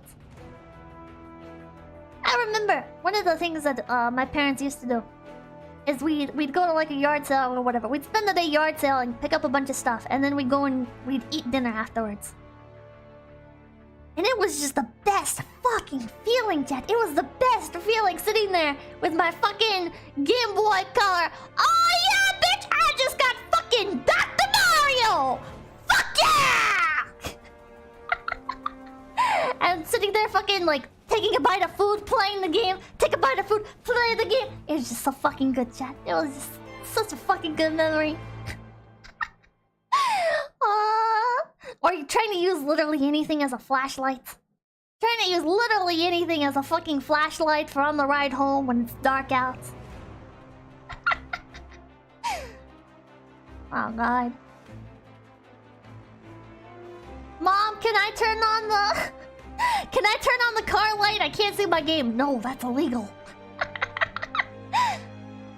It is not illegal. It is not illegal to drive with the car light on, but that is what my parents always told me. Listen, I have terrible vision, and I blame them for that. If they had let me... If they had let me turn on the car light so I could play my fucking Dr. Mario on the Game Boy Color, I would not have as bad a vision. It actually can be illegal, huh? This makes it hard to see out the back windows themselves. Should have gotten an SP. That didn't come out until later. But I did have the little plug-in thing. I did have like the little plug-in thing that I could just pop right onto my Game Boy in the charge outlet. Oh man, I fucking love the Game Boy SP and the Game Boy Advance. I prefer the Game Boy Advance in terms of like ergonomics. The Game Boy Advance is such better ergonomics in my opinion. It's just such a fucking crisp system, chat. The fucking Game Boy Advance. It's crisp. Wait, shit, which one? SP was the one with the backlight, wasn't it? Hold on. GBA SP. Yeah, no, the GBA SP was the shit one. The SP was the shit one. Fuck the SP. Fuck the SP. No! No. Game Boy SP was not comfortable. The Game Boy Advance, the regular one, was comfortable. The regular one fit in your hand well. You looked at the screen. It's like now you have like the Switch, right? Same concept. The fucking screen in the middle. The SP was the fucking back to the Game Boy shit, right? It was back to like your buttons are below the screen and you're looking up. Yeah, it cramped your hands. Your fingers were so close together. It was bullshit. It was bullshit. It had a backlight. Yeah, it had a backlight, which was nice. The backlight was really nice, and it almost converted me. But chat, that's why. Chat, that's why when the prices got cheaper, that's why you picked up an SP as well, right? And when it got dark out, or when you were trying to hide the fact that you were playing a fucking game instead of sleeping, right? That's when you bust out the SP. That's when you bust out the SP. You save your game and the original, and then you pop that bad boy into the SP and you enjoy the backlights. And the hand cramps that you're gonna get from that extremely unergonomic design! DSP SP! SP! Oh, Will, thank you. Must be nice being rich. No, I got hand-me-downs, man. I got hand-me-downs. Listen, I was a fucking console generation behind. What's up, TSP? No! Vita is king. I love the Vita. I tried to use the Vita as a replacement for phones. I was very anti-phone when they first came out. Same based. In terms of being console behind. That's a better way to live, chat. It's better to be a console behind, right? Because when you're a console behind, everything is so much cheaper. And all the peripherals are already out. And life is good. I didn't fucking pick up a Switch until... I think quite a while after they came out. I think I picked up a Switch like a year after they came out.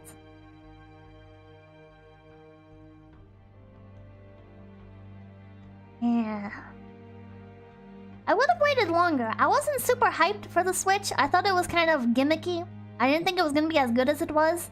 But my parents were willing to pick me one up because they were going out to scalp one for themselves as well. They wanted to scalp the Switch. So they kept checking stores, and when they found ones to scalp in stock, they picked me up one as well. And that is the story of how I got my Switch. And then I didn't even fucking play it, right? Because I didn't like Breath of the Wild. Base parent scalper love. Oh my god. That Joy-Con drift. Oh, that Joy-Con drift was bad. Unfortunately, I bought a Wii U a year before the Switch came out. Oh. Listen, the Wii U has some good games. You didn't like Breath of the Wild? No. You are the good parents. But, I haven't used my Switch in 7 months. There's some good games on the Switch now. But I feel like the best games on the Switch are mostly ports. I feel like the thing that I love the most about the Switch is that I don't need to hope and pray that it has compatibility, like backwards compatibility with stuff, right? Because they just keep porting everything. That was one of the things I hated about the GameCube. GameCube was like, it's backwards compatible with Game Boy games. And it's like, no the fuck it is not. No the fuck it is not. This is like a fucking mess of wires and figuring this shit out. Fuck no. I'm not gonna bother with that. Just to play a fucking Game Boy game on the big screen. Fuck off. Fuck off. It was not backwards compatible. And then the fucking Wii was like, compatible with GameCube games. And it's like, I think, first of all, it was select GameCube games. I don't think it was all of them. And then it's like, you had to have, like, a special controller. If I remember correctly, you couldn't use, like, the... You couldn't use, like, the, just the Wiimote. It was all GameCube games? It was all of them? Oh. I just remember trying to pop my fucking Pokemon Coliseum in there, and it just would not fucking work. You had to use a wired controller. Maybe that's what it was. I had to use GameCube controllers. Literally had a GameCube in it, and all the ports were GameCube controllers. Oh. See, I didn't have internet at that time, so I didn't know you could just use a regular GameCube controller. I never saw the big deal in getting a Switch. I always had lots of them growing up. Grandpa was always telling me to go to the woodshed and pick one. What? Hey, Kashi, thank you for the $5. Danny D, thank you for the $5. Did you ever get the mystery missing sticker cartridges from garage sales? What, like the game cartridge stickers being torn off and you're just holding a fucking game with like a white blob on it and some glue? Because yeah, I picked those up. I also had to memorize some of my games because some of my games went through the washing machine. Some of my handheld games went through the fucking washing machine, and I had to identify based on the remnants of the white scratched off part. Which one was which in hindsight I could have marked them with a marker, but I was a dumb kid, so. Which also means whipping stick. Oh, Yeah, the book was good. They still worked, yeah. Oh my god, chat, you didn't know that? You didn't know that Game Boy games and fucking DS games can survive around in the washing machine? Because they can, but not always. But not always. I almost lost my DS. Leaving it in the car. Made of Nintendo, yeah. But not always. So, I left my original brick DS in the car overnight.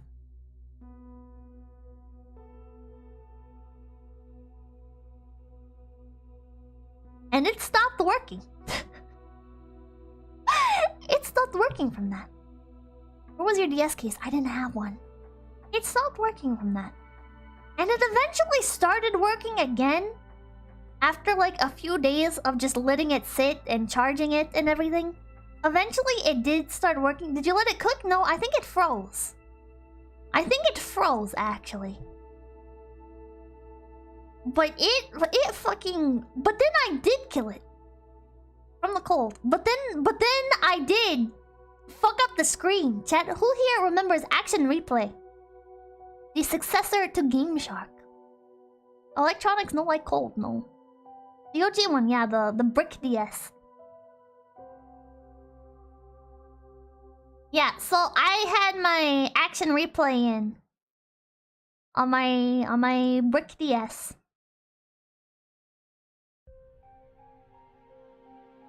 And I closed the screen of the DS while I was loading in. When it was doing like the boot sequence thing for the Action Replay, like when you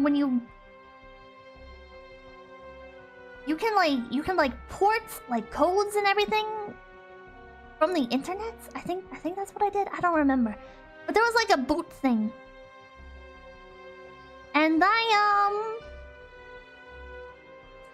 I closed the screen of the DS to let it do that, not knowing that that was a bad idea, and it completely made the bottom of the screen black. It made the touchpad entirely black. It was all fucking glitched out. I don't know how that happened, but even like booting up games and everything, yeah, that was a bad mistake. Did you use it for Pokemon? Hell yeah, I used it for Pokemon! Are you kidding me? Oh my god, I got so many fucking Manaphies and Fiones in so much. I used to go around catching motherfucking trainer Pokemon in fucking Pokemon Pearl. You don't understand, man. That shit was amazing. I used to make new save files, and I used to enable the wall clipping. So I just fucking walk to the end of the map. I just keep skipping areas. And I did one save file where I just walked to the entire fucking Elite Four. And it was kind of complicated. It was actually kind of hard, right? Because, like, when you do that, sometimes when you go into a new area, it prompts you to battle and everything. So it was a matter of, like, finding my way to the Elite Four and getting to, like, the champion and everything without getting absolutely decimated in battle. But I only did it after I completed the game. Where were all your shiny Pokemon? I didn't have shiny hacks. I don't think we're booted onto the original Action Replay, and I don't think I ever bothered downloading any codes for that. It's okay after completing it. I also didn't do any internet stuff. I had no idea how to like do the internet stuff with the Pokemon games. They eventually had shiny codes later on. Yeah, they didn't have them when I was messing with it. Had way too much fun messing around with Action Replay. It was like a whole new world. Chat, I used to be so excited. In Pokemon Pearl, there's like this little dress-up area, and I walked through I found a very small visual glitch where you can like walk through the wall, depending on how you enter the dressing room. And when you exit, you'll like walk through the wall, right? And it does nothing. It's entirely cosmetic. But that was amazing to me, right? And then when I got fucking Action Replay, I was like, that's a whole new world. That's a whole Oh god, it was so good. John Teeter, thank you for the $1. I would prefer even to fail with honor than to win by cheating. Well, I won the game normally. My first try. So, Rico, thank you for the $1. Game Genie over Game Shark? I never met anybody with a Game Genie. Game Genie was, didn't Game Genie fit multiple home consoles? What is the best Pokemon according to Pippa? I don't know. A lot of good ones. Makes me miss Game Shark Pro all the more. Shiny wasn't even always the best in stats, it was certainly number type in stats. Wasn't it like for N64? I don't remember. For the NES, SNES, Genesis, Game Boy, and Game Gear. Ah. There were game genies for each system. Ah. And the NES one? I didn't have any of them. Shut the fuck up, chat. Shut the fuck up. You finished a game that is unheard of. I used to actually have a habit of like 100% in games. I used to be very good about 100% in games. But then, as things like Steam started adding more games, and immediate access to games became greater, it became like, it's so hard to sit down and 100% a game, right? Because there's so many other things that I want to play. I used to be good at 100% in games, and I became an adult with a job. That too. My friend cheated my Monkey Fire Pokemon to max level to get past the Rock Gym, but then I felt bad for the rest of the team. Oh. Well, can you 200%? I don't know. Instant gratification is easy. 100%ing a Yakuza game? I never played a Yakuza game. Used to play Rockman.exe and GBA, didn't really get into Pokemon. I got super into ROM sites. My favorite ROM site, God rest its soul, was Cool ROMs. And chat, remember to always do ROMs legally, chat! Don't commit piracy! Ooh, no pirate flags in my chat! Oh yeah, Evil Paradise too. I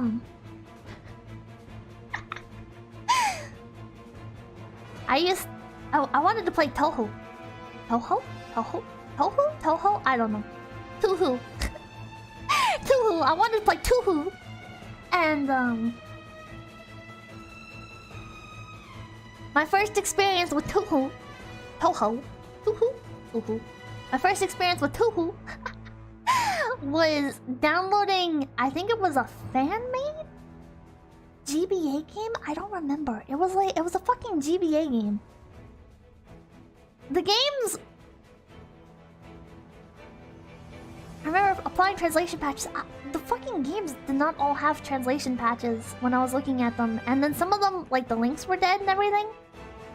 It was a pain in the ass trying to get into Touhou when I was looking at it. Now it seems like everything is a lot more,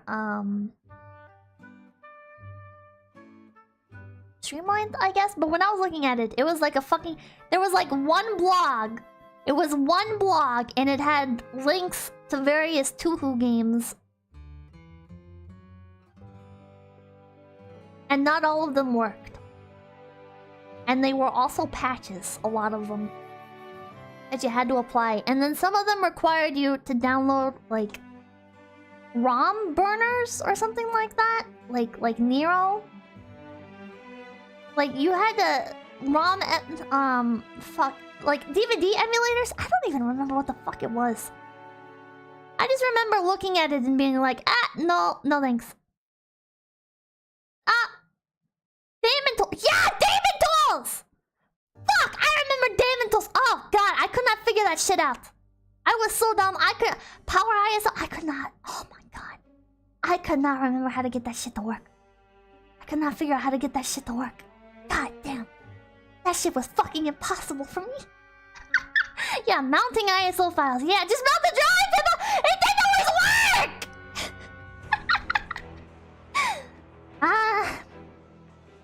Filter just like me. Yeah. That's the easiest thing. It didn't always work. And then let's not even get into torrents, chat. Let's not even get into fucking how impossible those things are. legally speaking, of course, transferring files from one friend to another of stuff you are allowed to be accessing, not downloading pirated content. Did anybody else ever leave when they first got into torrents? Did anybody else ever leave their stuff as seeding? Did anybody else ever fuck up their fucking computer by just having like 1,000,000 torrents seeding? Because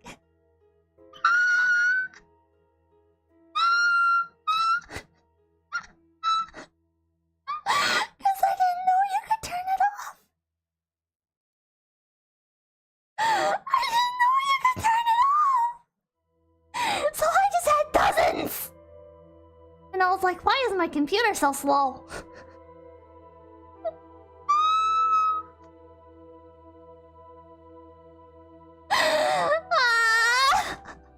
Always because I'm not selfish. Seeding is what keeps the systems alive when you have too many of them going though, man. Oh god. I always said ratios now have seed boxes. Oh, I don't know anything about that. Leecher! At least you're not a leech. I was definitely not a leech. But God. You guys never did that? How did you know? How did you know when you got into that stuff that you could disable that? I didn't even understand what like torrenting really was. Hey, your ISP bandwidth limit that way? I fucking bet. Probably what I did at some point. Raphael, thank you for the 10 Robuxes. Hey Pippa, you alright? Oh, thank you. Check settings. Cause that's how you get caught? Well, I'm very lucky. But I was dealing with non-pirated files. I was doing non-pirated stuff, chat. So.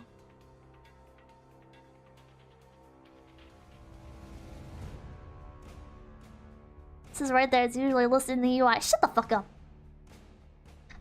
Shut the fuck up. I remember expanding my bandwidth by watching Lucky Star on YouTube. I watched Lucky Star on YouTube. My sister downloaded .mp3.exe. Ah! I blame my games for the virus. Oh god.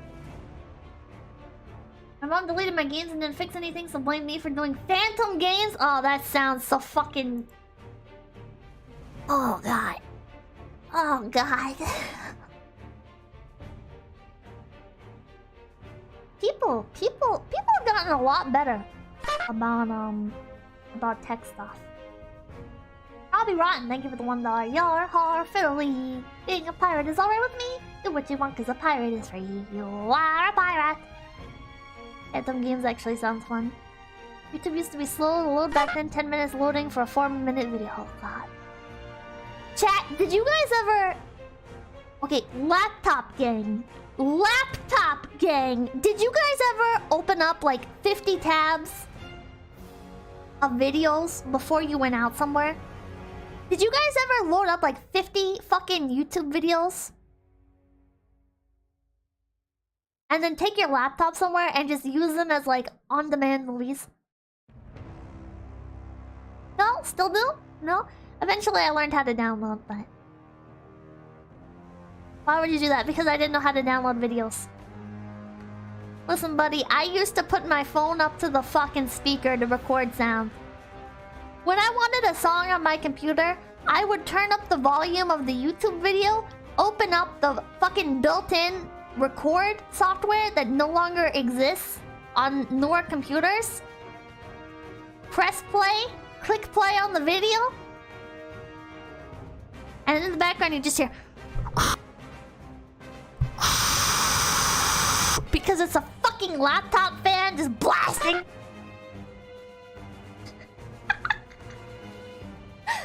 But there's Bandicam. I was a Hypercam 2 person. I tried to download a Godzilla movie when I was a kid and it was just naked. What the fuck? Blue Jelly, think of the $5 better about tech stuff. I literally work in programming. If you don't treat your users like they're illiterate, you're gonna hate your job. Oh. A story with the real night. She lied as naturally as she breathed. About what? About not yar haring? Unregistered Hypercam tool, hell yeah. Unregistered Hypercam tool. And then Bandicam came out. Oh, Bandicam got better. And I did use Bandicam. I used to record MMO footage. I used to record MMO gameplay with Bandicam. And I was like, ah, crisp 720. Ooh, lordy, crisp 720. Oh, and Fraps. Oh god, I used Fraps too. Went download a car, would you, Pippa? Depends, do you know where? It's either Bandicam or Fraps. Pippa, remember like 5 days ago? Oh yeah! When OBS came out and I started using OBS to record stuff? Oh yeah. Remember when you had to download a video in 15-second segments? Oh my god, you made it for $5. I don't think I ever did that.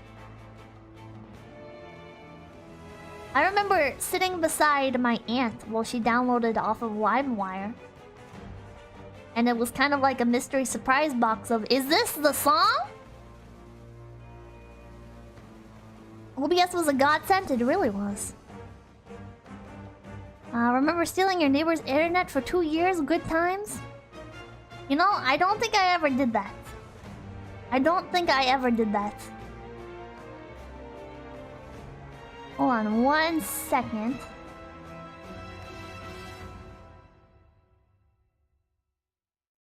Okay. The unsecured internet stuff. Pippa never stole her neighbor's internet. No, but I did sit outside of hotels and use their internet after going inside and asking for their Wi-Fi password. Did you ever get your MMO account stolen? No, I did not. I used to... I was a lot braver when I was younger. When it came to access to the internet, I was a lot braver. I would ask for the Wi-Fi password for places. I was kind of fucking rabid, actually. I was kind of rabid. They told you their Wi-Fi passwords? Yeah, you just say that you're staying there. Oh, what room are you in? You're like, I think it was like 2 something. I don't remember. I never asked what room you're in though. You're just like, hey, can I have your Wi-Fi password? Rabbit. That's a nice way to say ignorant. What? Oh, Wi-Fi instead of money. Remember googling nameofsong.mp3 to download? I remember googling random shit like, where can I download YouTube videos? Where can I download the audio from YouTube videos? And you'd have people posting on these fucking forums that are somehow already dead. They were already dead. They fucking mentioned like recent stuff, but no matter what, the forum was always dead. There were actually quite a few forums that I wanted to join, and I looked at them, and last post was like a year ago, and I'm like, how the fuck? They were just talking about this recent thing. Yeah, zombie forums. And they'd all be like, go to B City, and then you go to shit like B City, and B City is fucking garbage. You guys remember trying to download songs? And you get a song with the same name, but it's a different song, it's not the right song. And you're just sitting here like, oh, I guess I like this song too now, because it is on my playlist. Any MMO recommendations for a new player in genre? Run. There are no good MMOs, this genre fucking sucks. The genre fucking sucks. Like it was a song. God, what's a good... Old school... Yeah, I think Old School RuneScape's a good MMO to start with. Old School RuneScape is a good MMO to start with that's not going to damage your soul. You start with Old School RuneScape. You enjoy the loving community. You enjoy the loving creators. And you enjoy the classic feeling of the game. And then you move on to stuff that's more eye-catching and you feel physical pain. Loving? Dude, old school RuneScape players are so fucking nice. Listen, there's all these like trolling videos and stuff and PKing videos on YouTube, but if you actually fucking go into like the new player worlds and shit on old school RuneScape, people are so nice. People are so nice. I had somebody walk up to me and they were like, "Are you actually a new player?" And I was like, "Yeah," and they gave me fucking tons of gold, and I was like, "Holy shit, thanks, man." Or not new player servers. I went on the roleplay servers of old school RuneScape, and people were so fucking nice. They're not actually gonna double your money though. Probably not.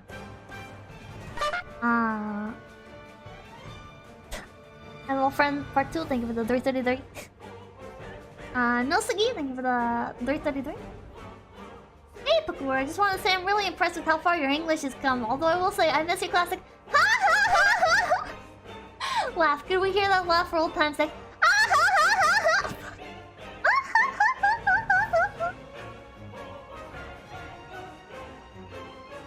And I think the $1. Ever thought about doing an OSRS stream then? I could. I feel like OSRS doesn't make like the best not quite sharp enough, no. I feel like OSRS isn't the best streaming content. I'm not really knowledgeable enough on it to go on like super long Oh, I'm not. I think it's the $1. I'm not super knowledgeable about it, so I can't go on super long tangents or whatever. Have you been practicing? No, I have not. And like Lost Ark people, I like Lost Ark, but again, I don't really. I like it. I like it, but I mentioned this before as well. That I feel like Lost Ark is not super MMO. It's not. It doesn't give me. It's not. I don't feel like Lost Ark is very indicative of the MMO genre. It's very much like an MMO version of Diablo. It's not. It's not really an MMO in spirit. Like, that's the best way I can describe it. It's not an MMO in spirit. When somebody tells me, like, they like MMOs, what pops into my head is stuff like, World of Warcraft, Final Fantasy XIV, RuneScape, Phantasy Star Online 2. Lost Ark is very unconventional for the MMO genre. And that's not necessarily a bad thing. Yeah, Ragnarok Online. Eve, no, I do not think about Eve. EverQuest, yeah, Neverwinter Nights. Like, I think of stuff like that. I don't think of... Remember Adventure Quest? It's an MMO now. I bet it sucks dick. It's Black Desert with an asymmetric view? I don't think so. Is Animal Jam an MMO? No. It technically is. What about Toontown? I think Toontown is more in the spirit of an MMO than Lost Ark is. That sounds so dumb. But like mechanically speaking, I feel like Toontown feels more like an MMO than Lost Ark. Neverwinter Nights is a single-player D&D video. No, there's Neverwinter Nights Online, I think it's called. It's like a fucking MMO, and you can get it on the Switch.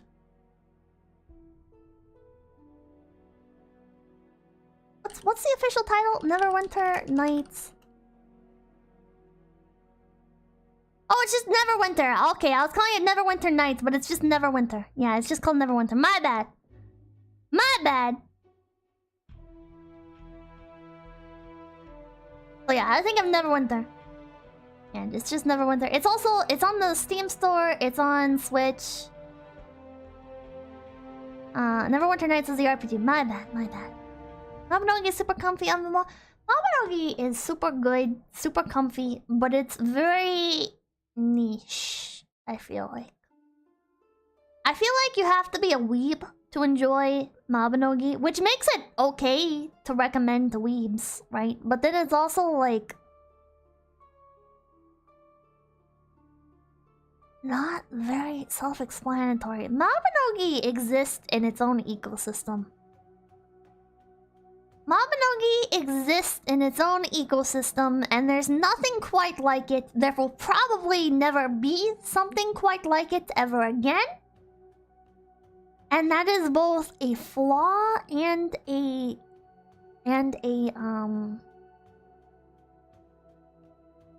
thanks. Click to move. Hey, I fucking hate click to move. Mabinogi Mafia was fun, bros. It was glitched. How is it a flaw? Click to move and no WASD control is kind of a flaw in my book, especially when the game has WASD movement. It just doesn't operate as well as click to move. It's like, why did you even add WASD key movements if you can't fucking operate them as well as the other form of movement? It's just dumb. Mabinogi is on an engine that was developed in, I think, the 90s. It was either developed in the early 2000s, like the very, very early 2000s. I'm talking like 2002. Or it was developed in the 90s. I don't remember which, but it is a very, very outdated engine. It's a very clunky engine, and if you guys ever get into Mabinogi private servers, you will find that the game is held together with a lot of glue and a lot of bandages. A lot of fucking duct tape, yeah. The game is very jank. It is very special. Yeah, a lot of sticks and gum. And I think that adds some charm. Yeah, a lot of love. A lot of love. It adds a lot of love. It has a lot of soul. But God, it did not leave room for growth. The devs right now are trying their hardest to update it. Good fucking luck. If what I have heard from the private server community is true about Mabinogi and the engine that it runs on, there are very good reasons, chat, why like hacks and exploits and everything took so long to fix with that game. Sarcastic Madman, thank you for the $10. Mabinogi is being held together by the hopes and dreams it doesn't break. Yeah. Most games are barely being held together by spaghetti code. Most games have like a foundation like Unreal Engine. You know, they have a pretty good foundation to work off of. Mabinogi has a custom engine. And I'm not like a super techie person, so I only understand like the very surface level side of things. But background noise, what the fuck was that? Oh, you're making me anxious. I found memories of Galaxy, warts and all. I know RO's P servers are actually running Athena, not actually RO. Most MMOs are bespoke engines, especially back then. Yeah, modern games have shifted drastically though, and it has helped a lot. Remember when people accessed the GM abilities and started spawning tons of mobs in Mabinogi? Do you remember when people killed all the NPCs in Mabinogi? Remember when people used to delete character items off of people? Neopets and MMO? No, but it was actually intended to be. As MMOs get features added, all that extra code adds up into a spaghetti mess. Those NPCs had it coming. Yeah, well, when the NPCs died, it made the game pretty much unplayable. Because there used to be no other way to repair your equipment. So, when the NPCs died, you were fucked. When the fucking NPCs died in Mabinogi, combat basically died. Because you cannot repair anything. You cannot develop any more weapons. Because in order to upgrade your weapons, you have to use them. Right? You have to build proficiency. So when people killed the NPCs. You'd use your weapons either to make new ones or to continue using your already built sets. And you'd just be shit out of luck. Mabinogi hackers were something else, man. The fact that the hacks were so fucking readily available. I used to use some Mabinogi. I don't really call them hacks, but I used to use fuck, what was it called? Moon something? I don't remember. I used to use the thing that it had like daylight on it, and you could use it to like view. There was like a drawing system, you know, like how Phantasy Star Online 2 has. How it has like that little system where you can draw stuff. Mabinogi had that, but we never got it in the West. So, daylight. We were talking about Tanya.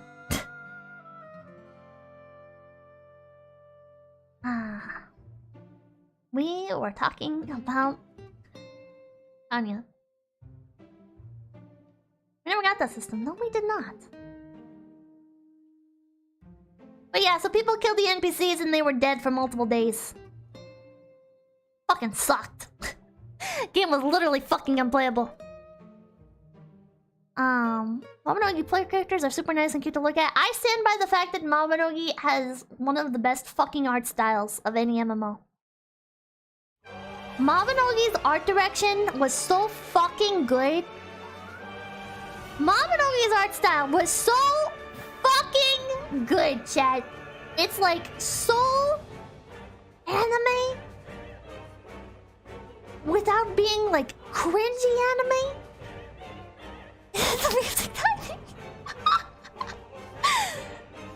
And it was unique. The player models were so fucking unique. It had a lot of heart, chat. It had a lot of heart. And then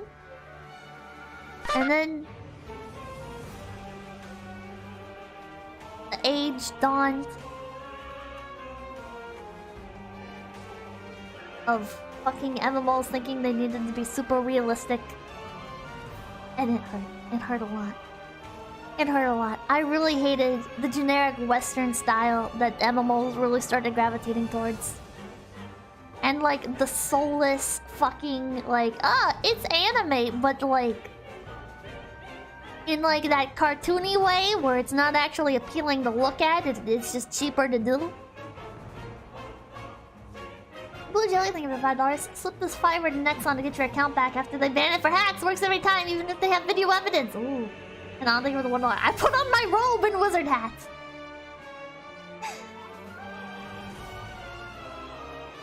So, yeah. Wait, you didn't like Secret World Legends? No, I did not like Secret World Legends. I did not like... God, hold on. Let me bring up a list of new MMOs. Let's take a look. Mortal Online 2? Never heard of it. New World? I knew it was gonna be a train wreck. I knew New World was gonna be a fucking train wreck. I saw Amazon. I saw a new company. I was like, yeah, this is gonna be dog shit. Swords of Legends Online. Really fucking bad game. Profile, never heard of it. Starbase. Is that even out? I don't know. I heard about it, never touched it. Magic Legends, never fucking heard of it. Elion, dog shit. Last Oasis, never heard of it. Temtem. Is that really an MMO? I wouldn't really consider that an MMO. That's like a fucking multiplayer Pokemon game. Ashes of Creation, it's gonna be a fucking scam. Palia, not out yet. Core Punk, never heard of it. Chrono Odyssey, never heard of it. Tower Fantasy, never heard of it. Camelot Unchained, never heard of it, but it sounds like shit. Actually, wait, I think I might recognize this. No, I recognize this. It looked like shit, so I didn't play it.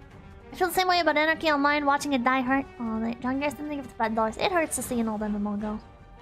Bullet 76, dog shit. Guild Wars 2, it's okay, but it wasn't my kind of game. Which hurt, because Guild Wars still was like everything I wanted in an MMO. But Guild Wars 2 and the Arcade both filtered me in like the same exact way, in that the fucking art style is so ugly. And the initial gameplay is just so fucking boring that I just didn't want to stick with it. It took me 7 hours to get through Guild Wars 2's initial like 7 levels. I was probably playing it wrong, but I was just following the main story quests, and it fucking took me like my entire day. And I was like, nope, if I'm gonna sit here and it's gonna take 7 hours to get to level 7, I'll play Terra. Back when Terra was also the same exact fucking thing, but had a nicer art style and had Ellens. Guild Wars had the best PvP. I heard Guild Wars 2 had a really amazing, like open world fight sequences, like that there were raids that were just like, it was phenomenal. Wanko's Block Party, that's not a fucking MMO. Why is it on this list? Blade and Soul, good art direction, very clunky controls. That game, fucking Blade and Soul, is a good game held back by its fucking awful controls. Fucking Blade and Soul. It's gotten better now that they ported it to a new engine. But fucking original Blade and Soul, I would get like stuck in shit and my character would glitch the fuck out. And it's like, oh yay! Look at all these cool movement sequences. Yay! But I can't fucking use them to explore the world because the world is so fucking linear. There's nothing to find in this world. It's a barren wasteland. The story was pretty good. The character designs were pretty good. The art style was pretty good. It was a breath of fresh air, but there was not enough substance to keep me going. The anime is worse than the game if you can believe it. I heard it was pretty bad. EVE Online, never played it. Path of Exile 2, I value my soul. Lost Oasis, never played it. Revelations Online was just a poor man's Blade and Soul with a lot of systems for ERPers. Revelation Online was just really horny Blade and Soul, in my opinion. I fucking logged on to Revelation Online. People can fucking pick you up. There's fucking marriage. All the characters are very scantily clad and everything. I was like, oh, I prefer the word poverty. Yeah, Revelation Online is poverty Blade and Soul for the Second Life audience. ERP systems, like, it has like the stuff that attracts like the couples, you know. Vindictus was a good game held back by the fact that the company didn't give a fuck about it.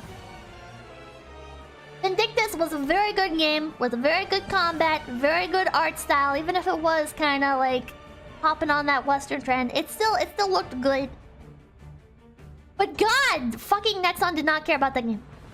Nexon did not care about that game, and they just kind of lit it like... It's kind of like Overwatch. Nexon and Blizzard have a lot in common, I feel like, with how they treat their player bases. And I feel like Soul Worker, heard of it? Soul Worker was ruined by the fact that there was a daily play limit. Listen, I don't play a fucking MMO to be handicapped or to be capped on how much I can fucking play it. I don't care if fucking South Koreans love the fucking game so much that they're killing themselves by overexertion, okay? I don't care about them.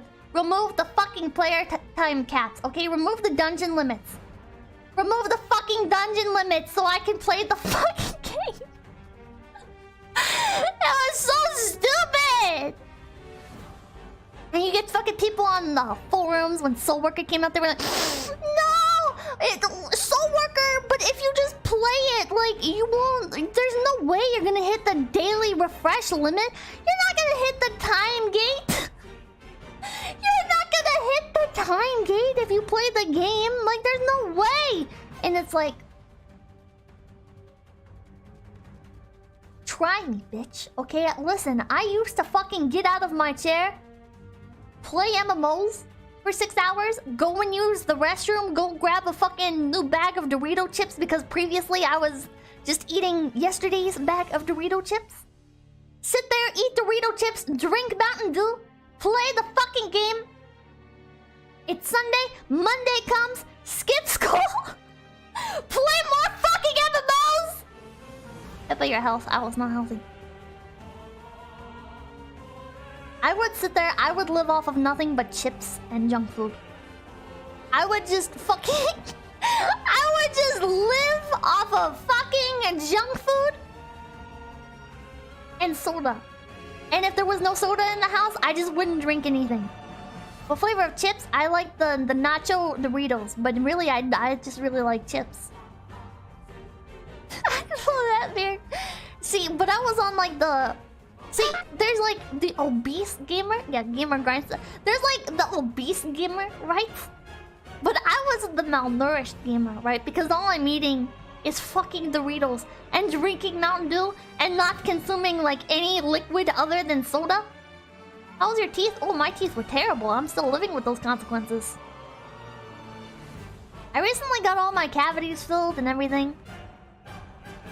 But man, my teeth were fucked. My teeth were terrible. I smelled terrible. I was fucking living in gamer filth. I never peed in bottles though. I never went that far. I never went that far. Mostly because I knew that if I went that far and my parents found out, I would probably be barred from the internet. I think that would be too far. I did have moldy dishes spread out all around me. I used to have like the full fucking mold collection. Okay, listen, I had the when you leave a bowl of ramen out and it gets like really fucking toxic and the smell is just incredibly potent. I had the fucking dried steak where it's just solid steak. Solid snake. It's solid steak. There's not even any fucking mold on it that you can see, but it's just solid. And you got the fucking like ketchup on the dish that's like glued to the fucking dish, and you have to like let it soak in the sink for like 2 hours. I had the fucking like pasta, the pasta mold, which is like the green with like the it's like white spots with green in the center. I had fucking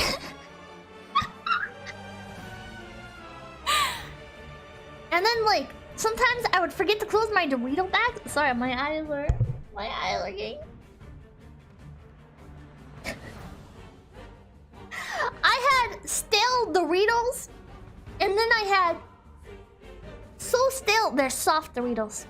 Dad, have you guys ever left a bag of Doritos out for so long that they go back to being soft? It's like the kind of stale where it's like soft stale. Soft stale. It's like soft. They get soft. They don't get like floppy, right? But they get chewy. They get chewy.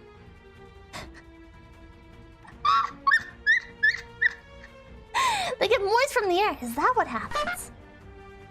That's why I think everyone don't like this anymore.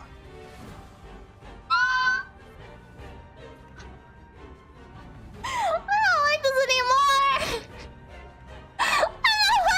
anymore. What you're saying is that you're a redemption arc 𝐒𝐚𝐭. Yes. Thank you, Danny, for the $5. I'm doing better. I'm doing better.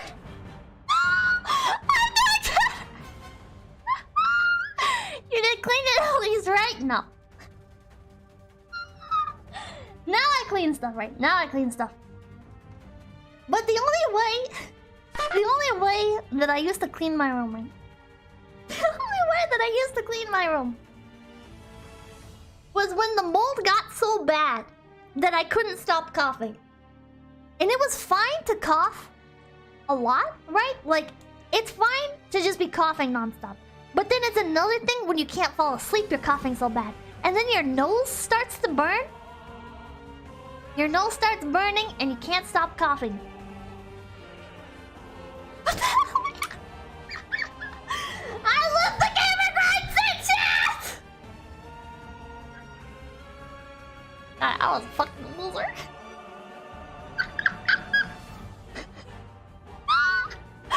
If I go to a doctor. Fun fact, I have never had a physical before. I have never had a physical before. I've never gone in for just a checkup either. My parents lived by the philosophy that you don't go to the doctor unless you're dying. So, or like in so much pain that like it could permanently fuck you up. I went to the doctor when my ears were in non-stop pain.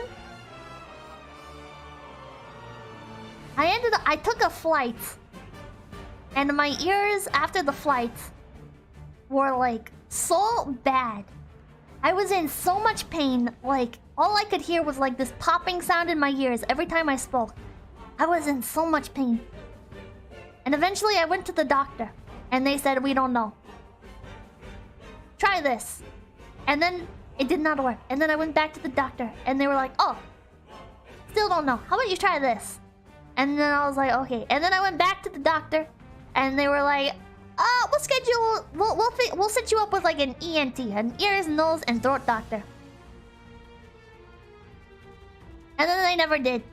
And I was too lazy to follow up on it. So I just kind of waited until the problem went away. And... it did! Pretty much did. I still hear popping in my ears.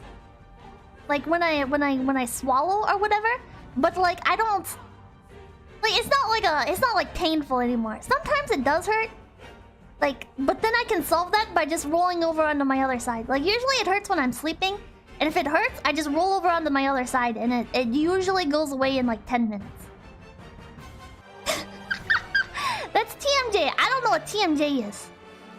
What is TMJ? Brain is like... you need to go to the doctor now! And they say, thank you for becoming a big pee-pee. It's not even a meme, you need to go see a doctor. Oh. I probably should. Oh, it's a jaw thing. That's actually pretty bad. Temporal mandibular joint? What the fuck? I have to ask the doctor. Well, the doctor didn't know, so I just give up. I got a UTI. And my family didn't know if it was like a kidney stone or if it was a UTI. We went to the doctor over that. And that's when we learned the wonders of, what's it called? Amoxicillin. So we did that once. And then anytime I thought I had a UTI afterwards, I would just use fish mox, which is amoxicillin for fish. A lot cheaper than going to the doctor. I'm trying to think of other times I've gone to the doctor. I went to the doctor. I don't remember what exactly it was for. But I was starting to self-harm pretty bad. And my mother was eventually like, okay, we'll take you to the doctor, we'll get this figured out. And they're like, you have depression. Become a vegetarian. And I was like, okay. I'm not gonna become a vegetarian, but thanks. And that's how I learned that I had chronic depression. And I continued to live my premium grade lifestyle. Why don't I just go to a vet instead? Cheaper. I'm vegetarian. Yeah, he fucking recommended me like 5 books. He was like, you just gotta live a healthier lifestyle. Here's like 5 books. I recommend you pick up this one the most, but if you can't afford all of them, then I really just recommend this one. And I was like, yeah, I enjoy jerky too much. I'm not becoming a vegetarian. But I didn't say that.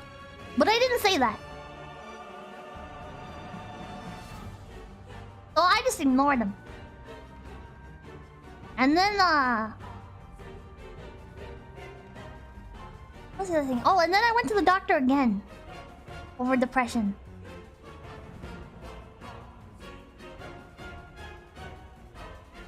And they gave me, I forgot what it was called.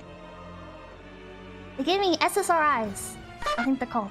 And they did not help for shit.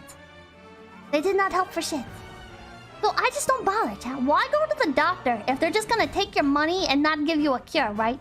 I'm not gonna keep going to the fucking doctor. They're gonna be like, oh, you have this, right? And then you fucking do what they say, and it's like, oh, that was a waste of $50. That was a waste of my fucking money going to the fucking doctor to begin with and then paying for pills? Okay. Take your pill bottle. I don't have any more. I also stopped answering his calls. He kept calling me. I was supposed to check in every 3 months. And I just stopped answering his calls. And then he started calling my mother.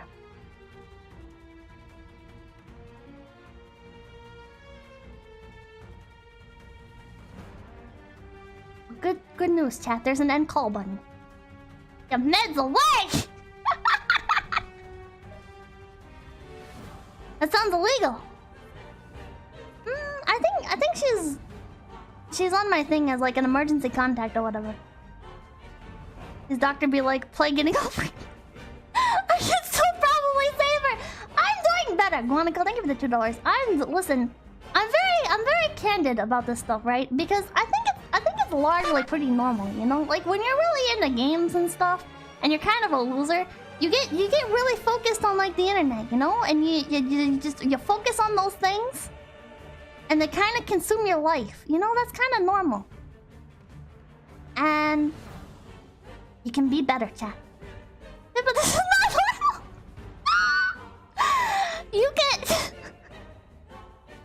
You can become better, chat. It's not normal. Shut up.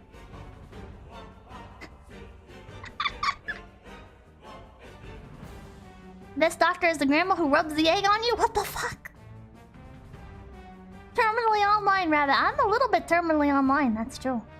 Anyways, about Tanya. I keep thinking to myself, maybe this isn't that bad. Don't give us hope, Pippa. There is hope for you. Listen, if I can become a fucking streamer and be able to like function, not in society but online, and be able to like afford a house and everything. Listen, there's hope for you too. There's hope for you too. Even losers like me, chat, who were kind of, to put it very politely, in and out of high school. In and out of schooling. You know, there's hope for you, chat. There's hope for you. Listen, I am a disgusting neat rehabilitated.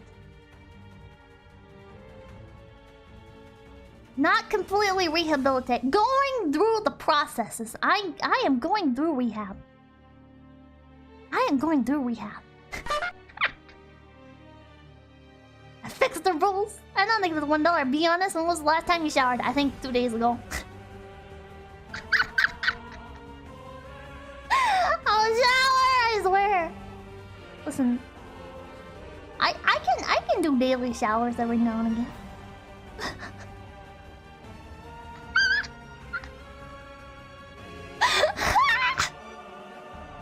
Take a shower after stream. Oh no. That's not that bad. That's not that bad, man. I used to go months without showering. Okay, like unironically, chat. I would not shower until like my scalp started itching. I would not take showers until like my scalp was itching and like unbearably itching. Months. I lived in my squalor. And that's why now I am very paranoid about being that person, right? Whenever I go out somewhere, I have to take a shower, I have to do a complete scrub down, I have to use the nice soap, I have to put on the matching perfume, I have to be very clean, right? Because I think of like those past moments of how bad I must have smelt. You have chronic lice? No. Was it an actual grandma? And I think it was dirty. They can't believe Pippa is the go to the bathroom now. I don't think it was $1. You cannot save her. You cannot bathe her. You do not want. You do not want to imagine this. It's been years since I had months between showers. Rico, thank you for the $1. Vets are unironically better trained and more competent than actual doctors, on top of being way, way cheaper. Oh. I don't know about that. I had some family members that were vets. Okay, they used to pour grease on the... Do you know the technique for getting rid of mange? I think it was, for mange. Was they'd pour grease on the dog? Like black grease. It's been years... No! I showered 2 days ago! Me! Alright, thank you for $2. Please stop, I can't gosling any harder. Very course, thank you for the $5. You come so far then, Pippa. We're proud of you. Buy some more soap or something. Maybe some fresh apples or blackberries. Ooh. Ooh, I like blackberries. I can't imagine paying for blackberries though, because they're cheap. They're free. They're free. Chat, stop talking about the 2 days ago.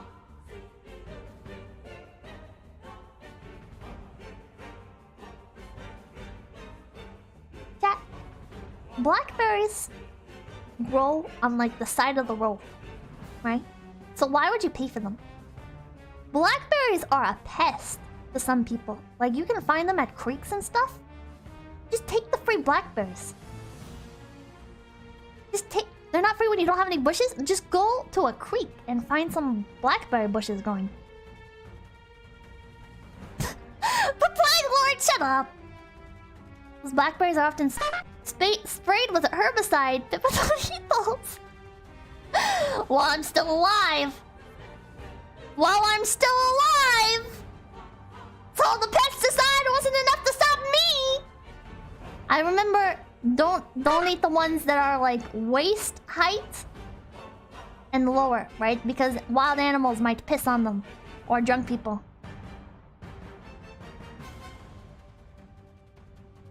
Jimmy Dad, thank you for the $1. Fishman is Papa Nurgle and Pippers is his acolytes. Nate Civil, thank you for the $1. Take a shower, Pippa. Plague Rat, thank you for the $1. Nice job trying to filter us. I will still serve you. Plague Lord Pippa! No!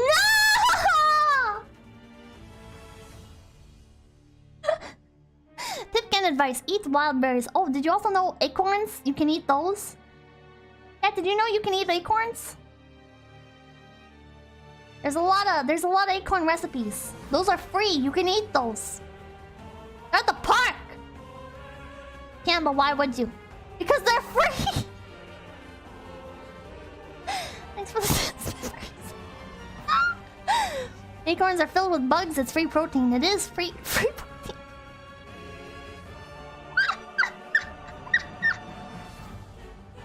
Is Pippa more hardcore than Hollow's Chloe?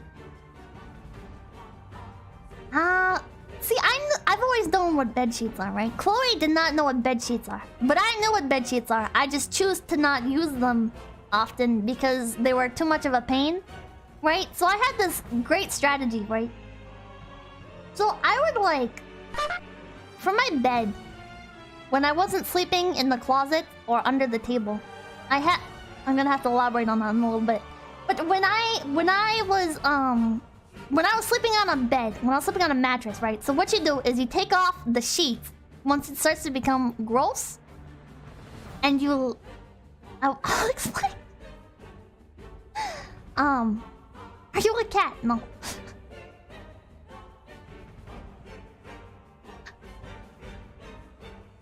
I feel like you're judging me!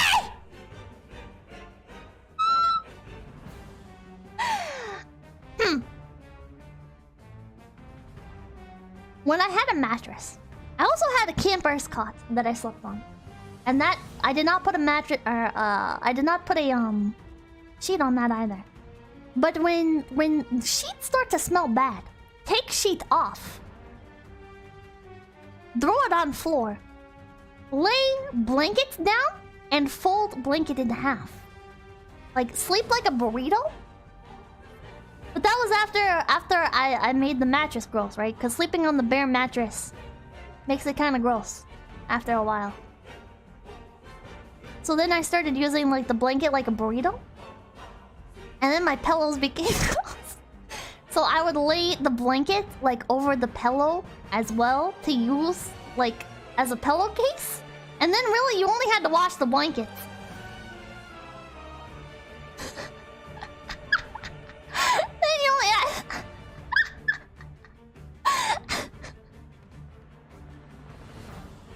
she does the same thing right now. I live again. You're very cultured. Take care of yourself. Dude, how many times did you flip your mattress? Never. I was too weak. I was too weak, right? But once I moved into the city, I didn't have a lot of stuff I had to do anymore, right? There was no more chopping firewood. There's no more fucking clearing brush or anything, you know, you're just kinda... You have a lot of free time. So I never did anything except for take care of chickens. So I became very weak. Who's responsible for the Black Plague outbreak in California? No!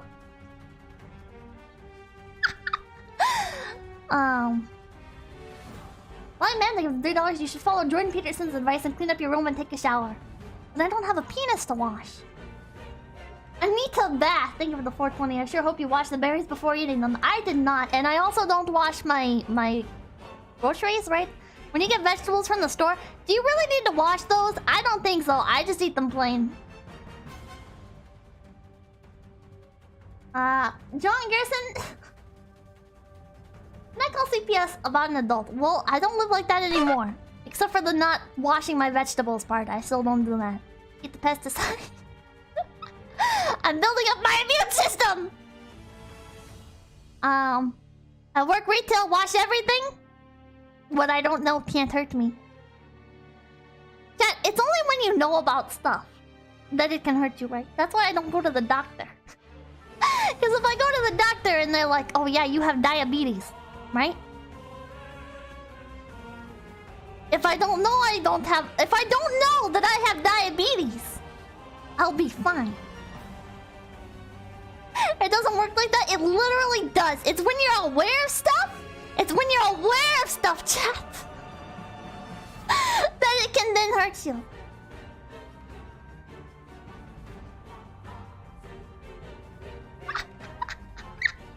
Just like cancer. My father died with that thought. Well, we all die eventually. Ragnar, I give the $2 all veggies you buy have been dropped on the floor. 5-second rule.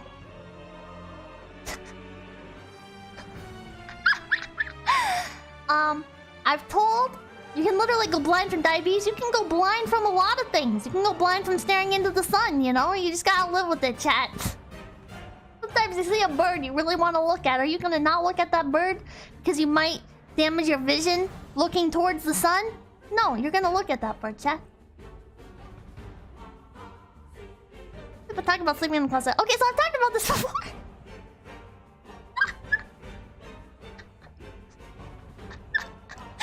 I've talked about this before. I've talked about this before. So, I was too lazy to go to bed sometimes, right? And then other times, like, I didn't have a bed. So, when I was talking about a mattress on the floor earlier, it wasn't actually a mattress. It was a slab of like 1.5 inch thick memory foam. My parents bought me memory foam, and I just kind of put like a sheet on that and slept on that. And that was after I slept on the camping cot for like a year. So the memory foam eventually started to mold and was very gross. So, and I like feeling very comfy and safe, you know? So basically, I pulled my chair and my desk up to the closet. And I put my chair in the closet. And I had these like 5-gallon tubs also in the closet. And I put some blankets down on top of the tubs so they were more comfy. And basically, I would like play games on my computer, right? And then I would turn my chair to the side. And I'd just scoot down in the closet. And I'd be laying partially on the chair with like a pillow and everything. And then my legs and everything were on the tubs. Well, the bulk of my body were on the tubs, basically. It's like a pillow fort, but harder, yeah. So that was the closet. That was the closet that I slept in. And my family still makes fun of me for that. How's your posture? Goblin-like. Goblin-y. Shrimp-like.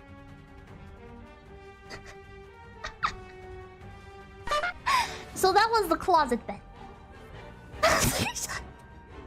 Every time I go anywhere with some of my family members, they make, oh, so you're finally out of the closet jokes. I was like, oh god. Anyways. The next thing was sleeping under the table. So basically, I just had a bunch of... So the computer was in like a more common area. It wasn't in the living room, but it was like in a dining room. But my family doesn't really like eat at the table or anything, you know? We just go sit on the couch and watch stuff, right? But I was super into the internet at this point. So like, I had my desk set up and everything. I was using like the family computer and using like my laptop and stuff, and I was sitting at like the dining table.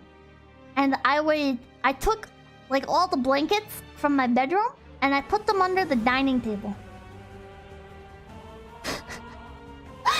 And I just slept under there.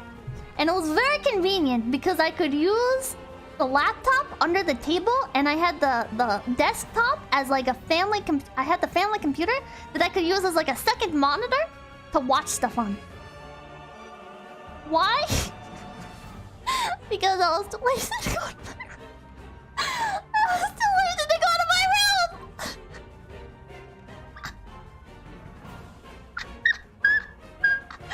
You brought a monitor under the table. No, I brought the laptop under the table, and I used the desktop to watch movies. Has laptop and games, doesn't have a basic bed. Because you can make a bed out of anything, right? You can make a bed out of anything. Nothing can replace the pure bliss of playing games on a laptop. Chefs of Tanya, the evil is this. Yeah, you can sleep anywhere with just a blanket, exactly. Your parents just let you do that. Yeah, they don't care.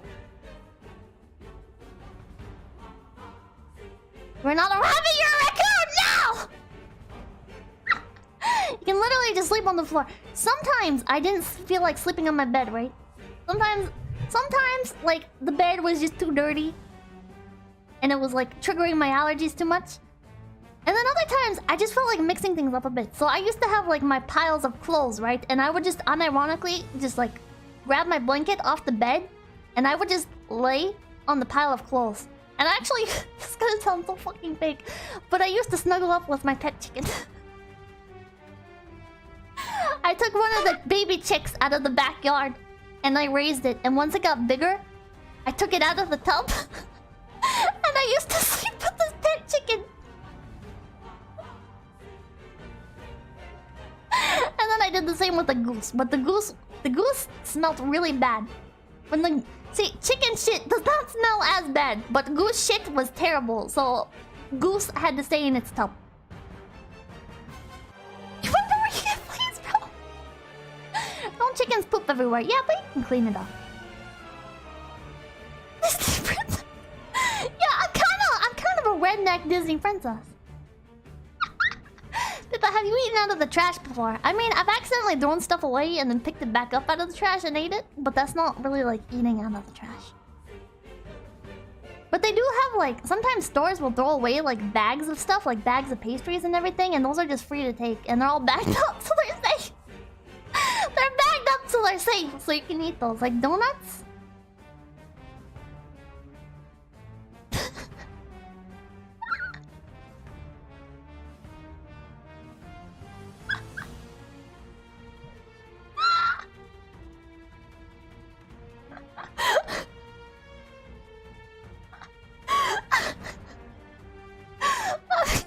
I've gone to town on some bakery trash, not gonna lie, base.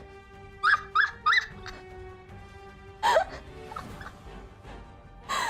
say you don't do it anymore. Well, I'm not as careless anymore. But sometimes, like, it's not really bad. But sometimes, like, you have your plate, right? And there's a lot of stuff, like, dried and caked onto it. But you can just take it over to the garbage bin, and you can just scrape stuff off, right? You can just scrape off the stuff that's touching your good food. But, like, sometimes, like I remember one time I, like, dropped my bagel in the trash. But it's okay, you can just pick it back up. Caked on, yeah, like, ketchup and stuff, barbecue sauce really kicks on there.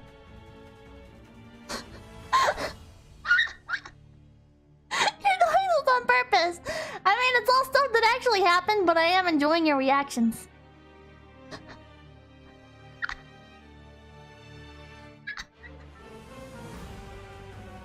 You wash those, right? But I didn't like washing dishes because I always had that anxiety. I don't have it now. I don't have it now. But when I was younger, When I lived with other people, just in general, I had really bad anxiety. At least you have the dignity to not use paper plates. Well, now I use paper plates, but not often. But I used to have really bad anxiety. When I was like doing chores and stuff, right? Because when you start cooking something, or when you start doing dishes or whatever, people can just enter the room and start like yelling at you if they want to, right? So I didn't like that. So I would just stockpile dishes and just keep reusing them for several months. And then get in trouble for hoarding the dishes. So yeah. Oh yeah, I still have this? Why would they do that? Well, a lot of time it was to yell at me about hoarding the dishes. So that was one. Just wash them when you shower, I guess. But then what if they caught me taking dishes into the shower? I did used to eat in the shower. I tried to min-max my time. I would take sticks of beef jerky into the shower and candy and stuff. Not chips, because those would get soggy. But candy, like Skittles and Starburst. And just sticks of jerky, you know? And soda. You can just take that you can take that into the shower with you. It's okay if it gets wet. Well, the Skittles, not so much. They start to get really, like, sticky and weird. But if you just eat them all, it'll be okay. But the jerky wouldn't. No, the jerky's fine. Jerky can get wet.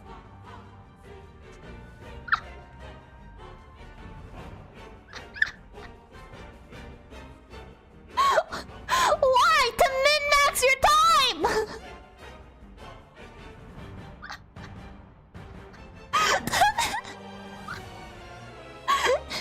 Do you still do this? I'll take drinks into the shower with me.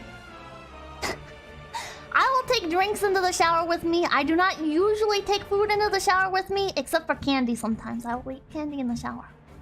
How about shower pizza? Nah. Pizza would be, like, soggy, and I'm not really a big pizza person anyways. And now they give the $1. In fealty to the God Emperor, our undying Lord, and by the grace of the Golden Throne, I declare exterminatus upon the imperial word of Pippa Primaris. I hereby sign the death warrant of an entire world and consign 1,000,000 souls to oblivion. Man, what the fuck? Upper his neck, thank you for the $10. God something. Oh god damn it, Pippa. The second I tune in, you're talking about donuts.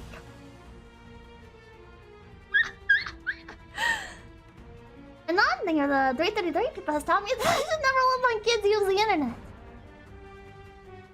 Yeah, probably a smart move actually. Just dying things at $5. How is chat more responsible? We're mad children. I understand sometimes, but still take a shower in 3 days max. 3 days max. 1 week max, but 3 days ideally max. And I'm thinking of the 333. Pippa, why do you tell us all this and make us concerned? We can't even help you. We just have to watch. I don't do it anymore! I don't do it anymore! Go ahead, bathtub pizza. Pippa has shower jerky. Yes, even Gray eats food in the shower. No, why like that? Anymore? Why is... Do you promise? I promise. Except for with the shower thing, I can be very bad about showering. But like dishes, Dad, I have a bowl in here from breakfast and my fast food. Oh, I do have pills in here, but they're vitamins. I started taking vitamins. Vitamins are good for you, chat. I forget all this shit that I'm taking. It's like 4 pills. It's like fish oil, fucking vitamin C, I think. Woman's mixed vitamins, and then something else. I'm not go! So yeah, go wash that bowl. But there's still food in it. I can finish it. What kind of fast food? It was very, very terrible fast food. It was that kind. Very terrible kind. How old is it? It's from this morning, so it's like... I think 14 hours old? But it's like... You guys know the $1 boxes of pasta? It's like the... What's it called? It's the blue box of pasta, and it's like the... Garlic... Wait, Garlic, herbs, and spices or something like that? Don't eat a dessert? It's different food! I don't think that's still... Pastaroni? Is it pastaroni? No, I don't think it's pastaroni. The cheap stuff. Yeah, it's the cheap stuff. We eat raw pasta for breakfast. No, I cooked it, stupid. Cheap crap. It's delicious. It's actually very delicious. Into the bin. No. No worms. Get a fresh bin.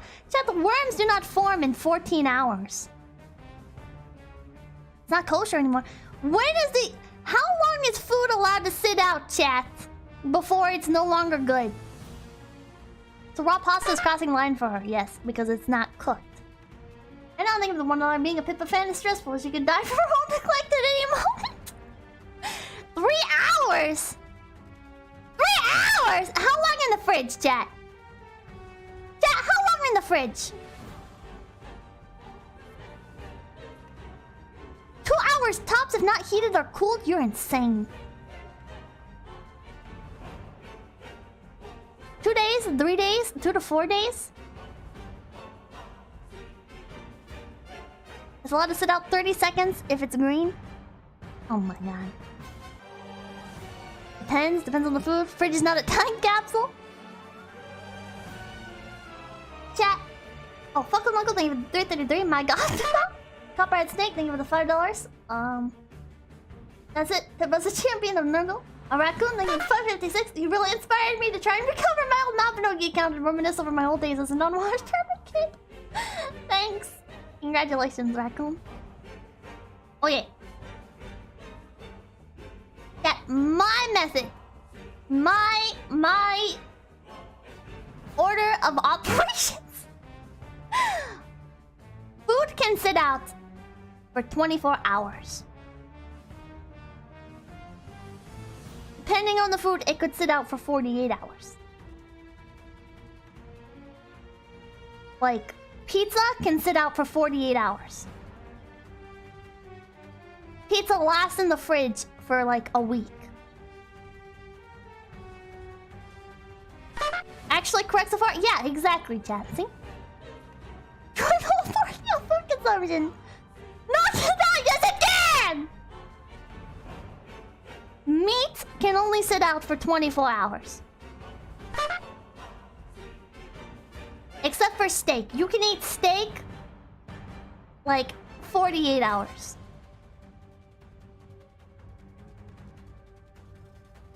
Stuff like pasta, spaghetti, stuff like that. That's like 48 hours, and then you have to like mix water into it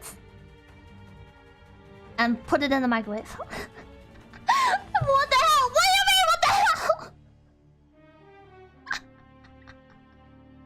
Where are these metrics coming from? Taste test. Taste test, chat.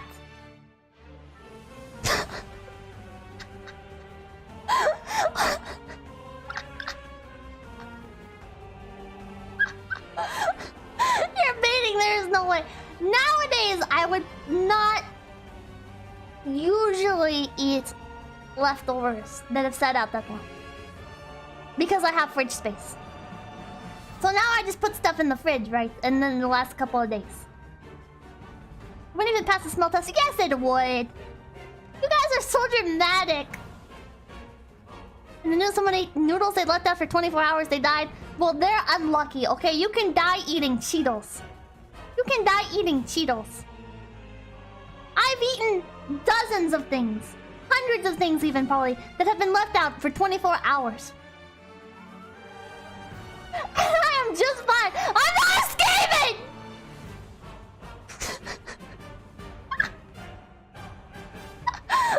The picky eaters, Pippa. That being said, I hate onions. I will not. I will pick around onions. I fucking hate onions. I'm not escaping! I'm not escaping! Pretty sure you were skimming and buying some. No.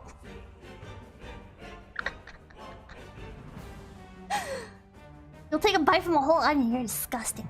Congress and think of the $5. It hasn't popped up yet. Iron Mike, thank you for the $5. Bath Roman is easy. You just dump the noodles and ingredients into the bathtub. That is disgusting. Rico, thank you for the $1. If it isn't moldy and doesn't smell weird, it's fine. Or if it is moldy, sometimes you can just like pick around that part. Garrison, thank you for the $5. Does God hide in heaven because he fears what he created? Yes. But like bread, right? Just because the bread's moldy doesn't mean you can't eat the bread. You just don't eat the moldy pieces of the bread.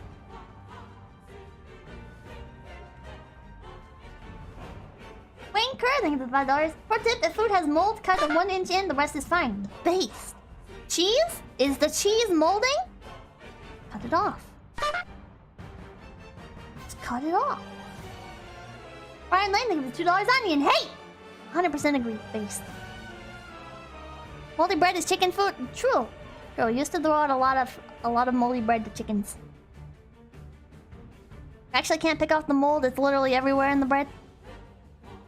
You don't pick it off, you just eat the slices that aren't molded yet. You're not gonna die from eating some mold, Chad, it's fine. It's only when it affects the flavor, right? Like when you have bread and it tastes sour and it's not supposed to taste sour. Like if it's not sourdough and it tastes sour, that's how you know the bread is not safe to eat. And you spit that out. Penny, thank you for the $5. Pippa, why is your chat full of normies? It really is. And now they do 33. When you see mold spots, it means the whole food item has been permeated with invisible mold tendrils. The visible part is only 10% of the whole mold. Well, the visible part is the only part that can hurt me.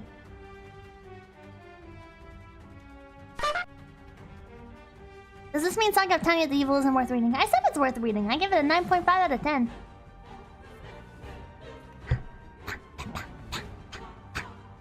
How do you know when sourdough goes bad? I don't know. I don't like sourdough.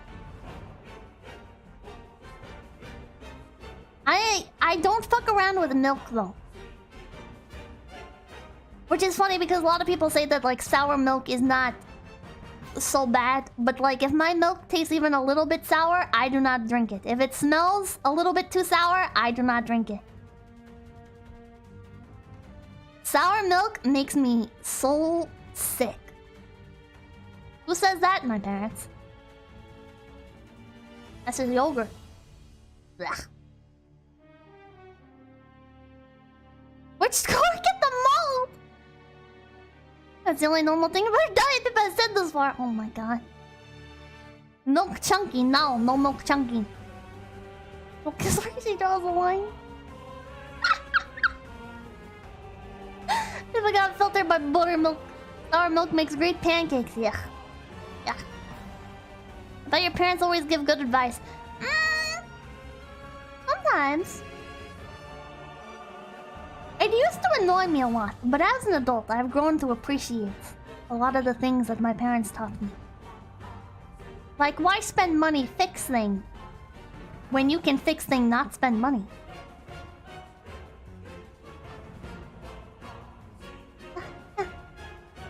Like, one time we built a pheasant coop out of doors. We built a pheasant coop out of, a heavily destroyed shed. Some doors, some bungee cables, and some chicken wire. And the doors had windows on them. It was really cool. Price nickname is $2. Old milk is just new cheese. Pretty much DIY. Find God! My dad is the same way. Yeah. Your parents taught you how to be neglected and not tell CPS. No, my parents always told me,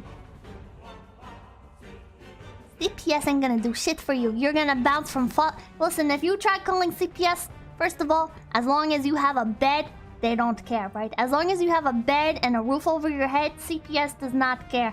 But also, even if you hypothetically, like, because, like, there are people, like, I had friends, right, that live, like, way worse than me, right? Like, I don't think I live that bad. It might be a little unconventional, but I had friends that live, like, terrible lives, right? Like, got beat by their parents and shit, right? And just were living, like, awful, awful lives. And I was like, so why don't we call social services? And parents are like, because it's better to have a house than to be thrown into the system and potentially end up somewhere worse. To be bouncing around back and forth. Because, like, at least you can own things, right? At least you can own things and you're not gonna be stuck in the system until you're fucking like 18 or 16 if you're lucky.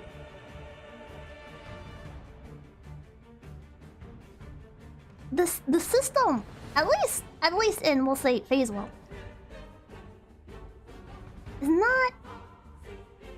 is not really what people make it out to be. Did your friends live in tents? I have had some friends that have lived in tents. Usually it's only temporary though. Usually it's only temporary. Like the house gets foreclosed on, so they're staying in the tent for a while. Me and my sister tried that after my cousins had a run-in. Wasn't a great environment for them. My mom just went, wait, I don't have to clean up after you and get 3 meals a day? Okay, do it. Oh. Would you say it was temporary? I would. What I would say is more normal than tents is people living in cars? Which I didn't say cars as often, but people living in like campers and stuff, a lot of people will stay in campers. And there's a lot of laws about that, right? But when you're in the countryside, nobody fucking cares. Oh, Blue Jelly, thank you for the $5. Unironically worked as part of the system. Your parents weren't entirely wrong. No, I know for a fact they weren't entirely wrong. I was never in like the system or anything, but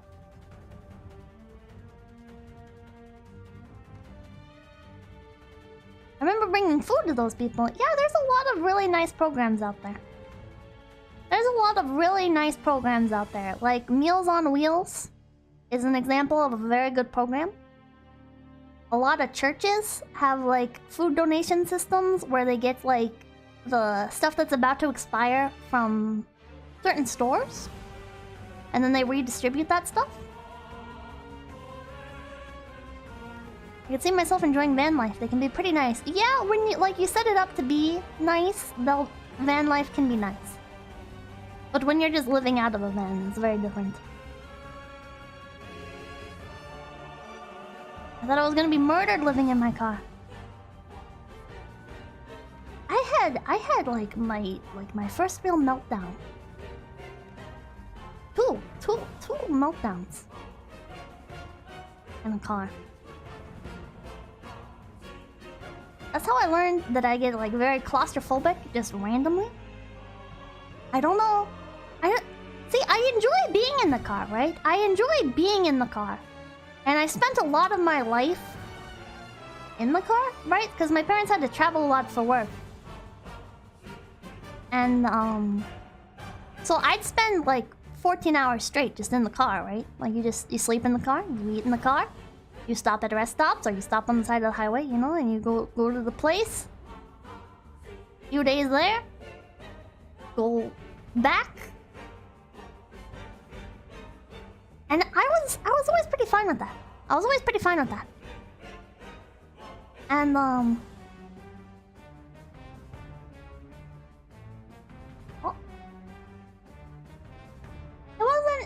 It wasn't that bad. It wasn't that bad. But oh.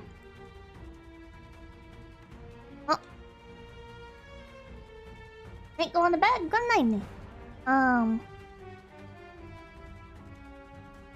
But one time we were going. I was with different family members, and we were going on vacation. And I don't know why, but I just had a meltdown. Like I was in the car alone, and I was buckled in, and I couldn't get the seatbelt unbuckled, and I just had like a massive fucking panic attack. I just had like a massive panic attack, and I have no idea why. Weren't you sleepy? I am sleepy. I don't know why. I've never really had an episode quite like that ever again. But it just something about being in the car, unable to take my seatbelt off. You had a meltdown because you could not unbuckle. Yeah, I couldn't unbuckle it. The seatbelt was, it did that thing, and I didn't know how you reset it. Right, where like when the seatbelt starts tightening, and you have to like let it slack a bit and then pull out for it to do like the release thing. I didn't know how to do that, so I just had like this really tight seatbelt on, and it would not unlock the seatbelt. It would not unlock it.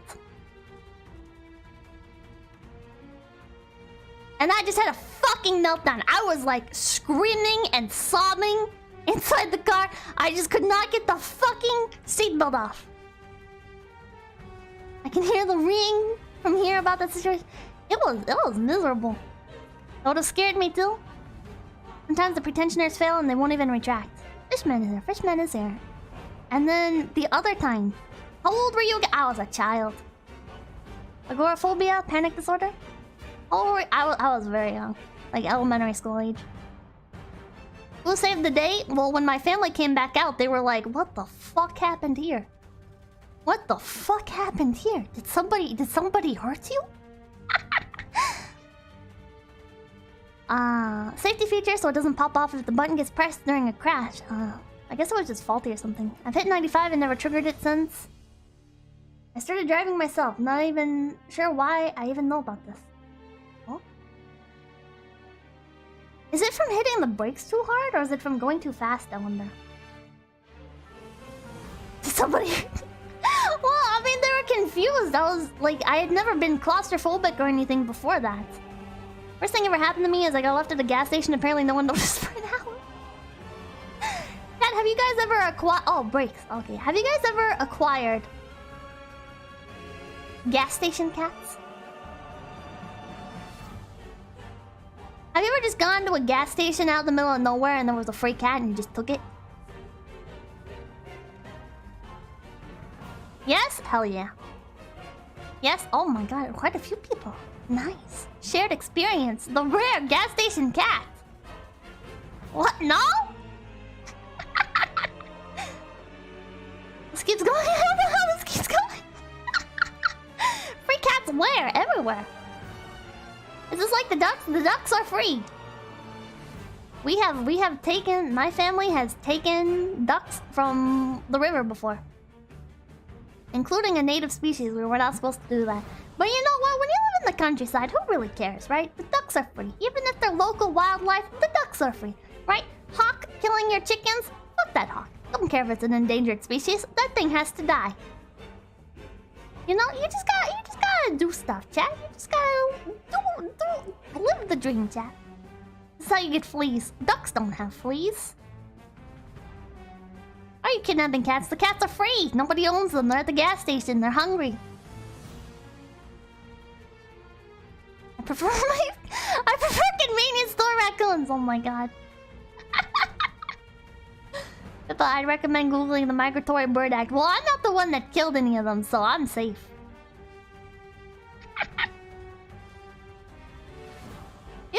People are pretty shooty happy though in the countryside. Maybe you stole that cat from his family. Well, if the cat is hungry, it's one thing if you see like a nice plump cat or whatever and it's being fed. That is probably somebody's cat, right? But if you find a cat that's like starving, that is a free cat. There is a very clear difference between the free cat and somebody's pet cat that is just wandering around outside. No collar, no... You shouldn't put collars on cats. But the other time I had like a breakdown in the car. It was one time I was at like this gas station. And man, this is like the only like paranormal experience I think I've ever had. Now I don't believe in paranormal stuff, Chad. I don't believe in like ghosts or anything. I don't believe in ghosts. I don't believe in the paranormal. But I don't know how to explain this. It was probably just like a hallucination or something. But I was sitting in the car. And there was like this white, like smoky, shadowy thing that kept like darting by the windows. And I could never fucking like identify what it was. And it was filling me with like so much panic. And I was at this fucking gas station. I thought it was somebody like running by the car. It was just a schizo. It was probably a schizo moment.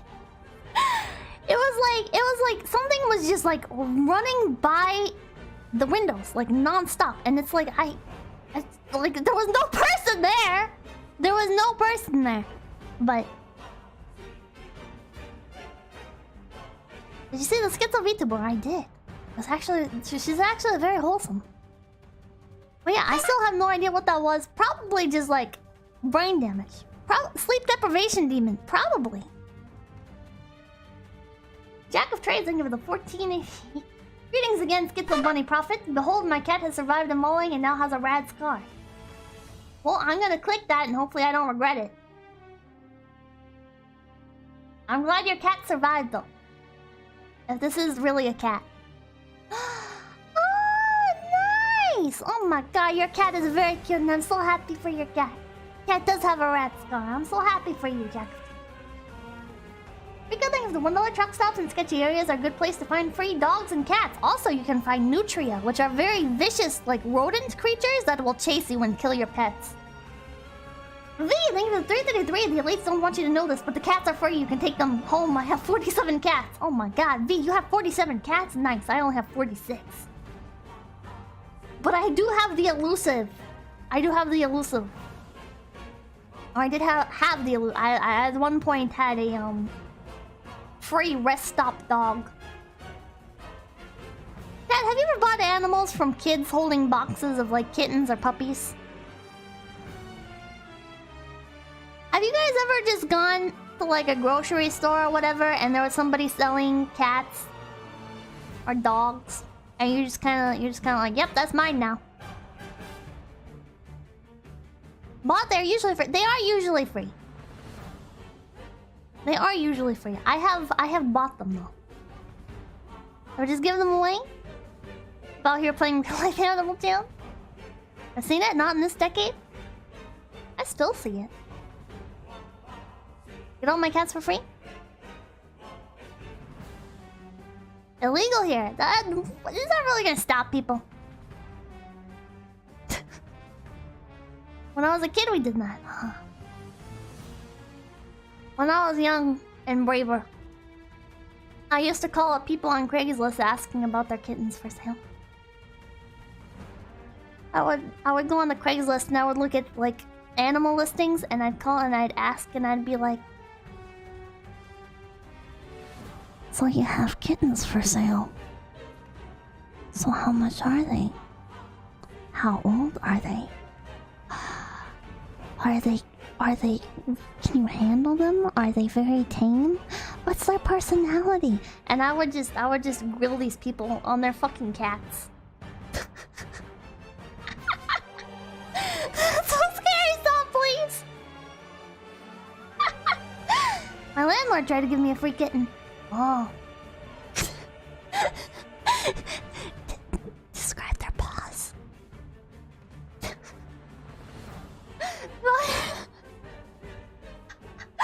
Now you're trying to sound like a serial killer while trying to buy cats. Listen. They probably thought that I was gonna kill the animals.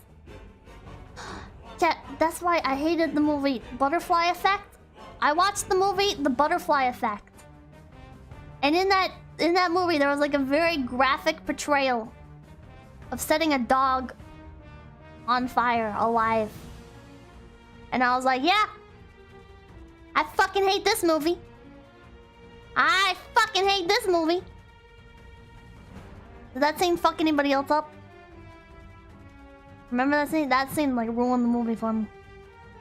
Happens in JoJo too. You need to sleep, Pippa. Saya, do more than $2. You know what? I do need to sleep.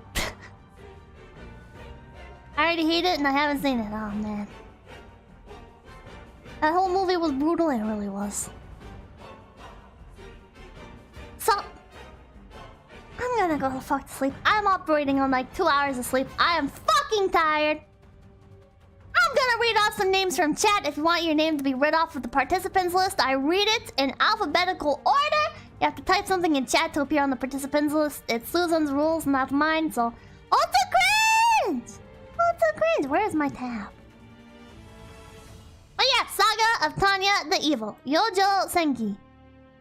9.5 out of 10. Don't read it if you're not super if you're like reading it because it's isekai, it's not very isekai, so don't bother. If you're watching it because it's watching it or reading it or whatever because it's like military and stuff and just a neat concept, go for it. Fuck yeah. Fuck yeah. Golden Nigga 370. Where is my... This background music has been playing for an hour. It's just that good. I can't believe there's 311 people here. That... Jesus fucking Christ. You know, these streams used to filter people. I would have like 125 viewers one stream, and then like 95 people would show up for the book club stream. 9.5 out of 10, it's okay. And while I do that, I'll make a poll. Would you recommend Tanya? Yes or no? Your final thoughts, chat. I don't think it was a wonder why I can relate to a lot of things you talked about this stream, especially the chronic depression. Just cleared my plates and washed them. Unironically, please take better care of yourself, Pippa. Well, you take better care of yourself, and I will keep trying to take better care of myself. Do your best, chat. I believe in you. Abby Normal, a Blue Jelly, Akaros, Amon, Aegis, Anime Document, Anertion, a Random Name, Archive Bro, Argo Blargo, Arid, Arcurnus, Ascended Weed, Background Noise, Bazinga Stewart, Beef Pie, Beeps, Bingo Panic, BL4, Blau, Bran, Bored Undead, Brandon, Brian Lane, Kahiento Amos, Charles Val, Cypher, CMDR Frank, Coconut Taco, Cominder, Tommy Catcher, Copperhead Snake, Crab Supremacy Advocate, Crocodile Name, DJ, B19XX, Danny D, Deny, Devil Hitman, D Jellyfin, Donk of Kong, Dread Clown, Duck Dick, Edward, Endwar, Eric Jimenez.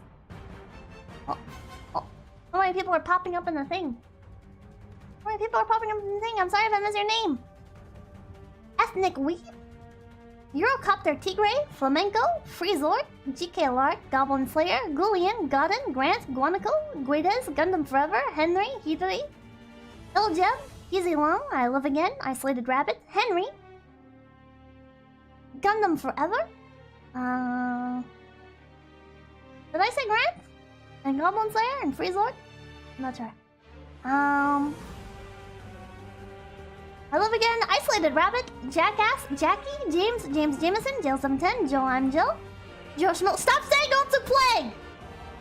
Don Garrison, Junior Autumn, Just Iron, K Osk, Crackerverse, Kenny B, Kusa, King Crimson, He's in the Hentai, Nai, Kohi, Convo, KR Yume, Earl Kamui, Late, Low Speed, Lieutenant VZ, Louis Barajas, Magopado, Nally S, Man of Wars, Mason, Master Hellion, Master of Noobs, Matthew McKellar, Mediterranean. Oh, I like that. Ooh, I am a Mediterranean. Mick Tagu, Mr. Chewy, Mr. Yura, Mito Kozuki, MJC, Morales, Moon Berserker, Morialis, Mori Alex, Mr. Mannequin, Mr. Car Guy, Mr. Curse, Enter the 3, Nefarious Friday, Noxus, Nui Hoiju, Odwin, Ozon, Pasatori, E-Pastry, Patrick Olson, Patigal, Pill Age, The Pipkin Pippa? Quasar, Raft is Trash. Oh, the song ended. Railgun, Red, Read the accent of Boogworm, the second vote.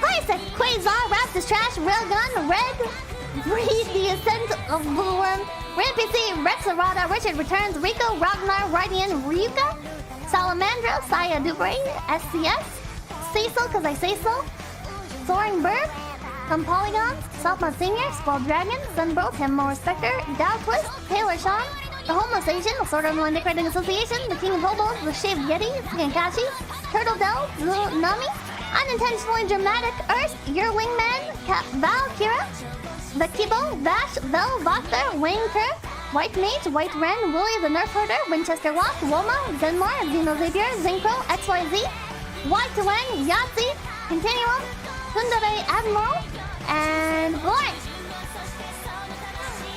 If I missed your name, I am so sorry. Bueno, no, something like karaoke time, then man. Desperado for singing along.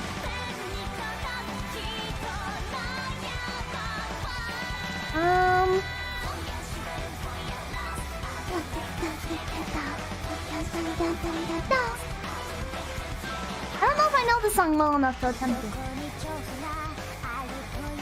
I don't know. No, you did on purpose. I know the Destroyer! What are we gonna read for next book club? I'm don't know. I don't know. Sing this song, please. I'm not going to be able to. I'm not gonna be able to. Overlord? I don't know. Look into what Ramaji means.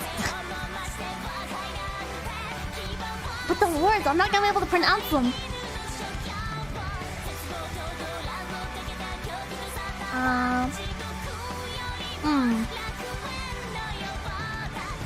No isekai, please. I'll make a YouTube community post. I'm gonna make a YouTube community post. I'm gonna take some suggestions from you guys, and then we'll do a series of polls based on that. Let's mix things up a bit. Because I usually do Twitter polls, but let's do YouTube polls.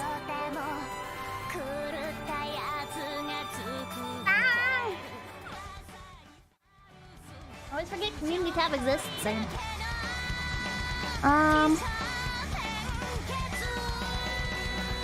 Okay, what were the suggestions? Somebody said Sabathon. I can try Red Baron. Red Baron is actually fitting now. I don't think I could sing this. I mean, I can't sing in general, but I really don't think I could. Is there English lyrics? Lost. English lyrics? Oh my god, somebody did an actual cover of this in English? Wonderwall? Tell me.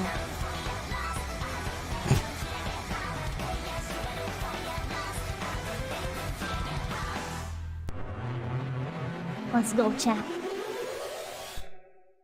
This one is Wonderwall. Now play Wonderwall! I don't even remember how the song goes. Oh, Keep Your Rifle by Your Side. I love that song, but I don't know it well enough to sing it. That song is unironically a bop. Fucking Keep Your Rifle by Your Song side. Today is gonna be the day that they're gonna throw it back at you. By now, you should have somehow realized what you gotta do. I don't believe that anybody feels the way I do about you now.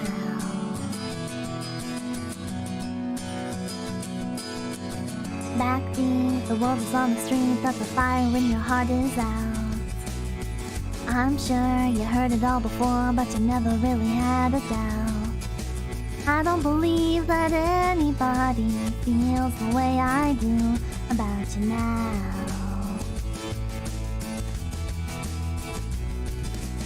All the roads we have to walk are winding, and all the lights that lead us there are blinding. There are many things I would like to say to you, but I don't know how. 'Cause maybe you're gonna be the one that saves me. And after all, you're my Wonderwall.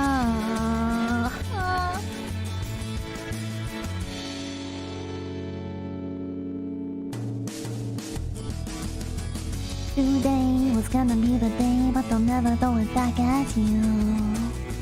By now, you should have somehow realized what you're not to do. I don't believe that anybody feels the way I do about you now.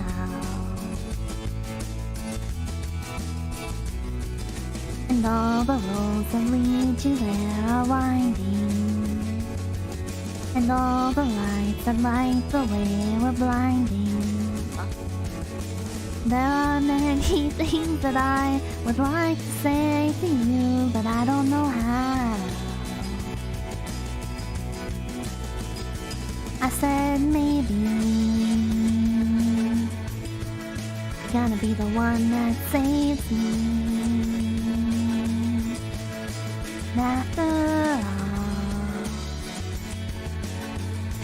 you're my Wonderwall. I said maybe you're gonna be the one that saves me. And after all, you're my wonderwall. I said, maybe you're gonna be the one that saves me. Molder wall, gonna be the one that saves me. You're gonna be the one that saves me.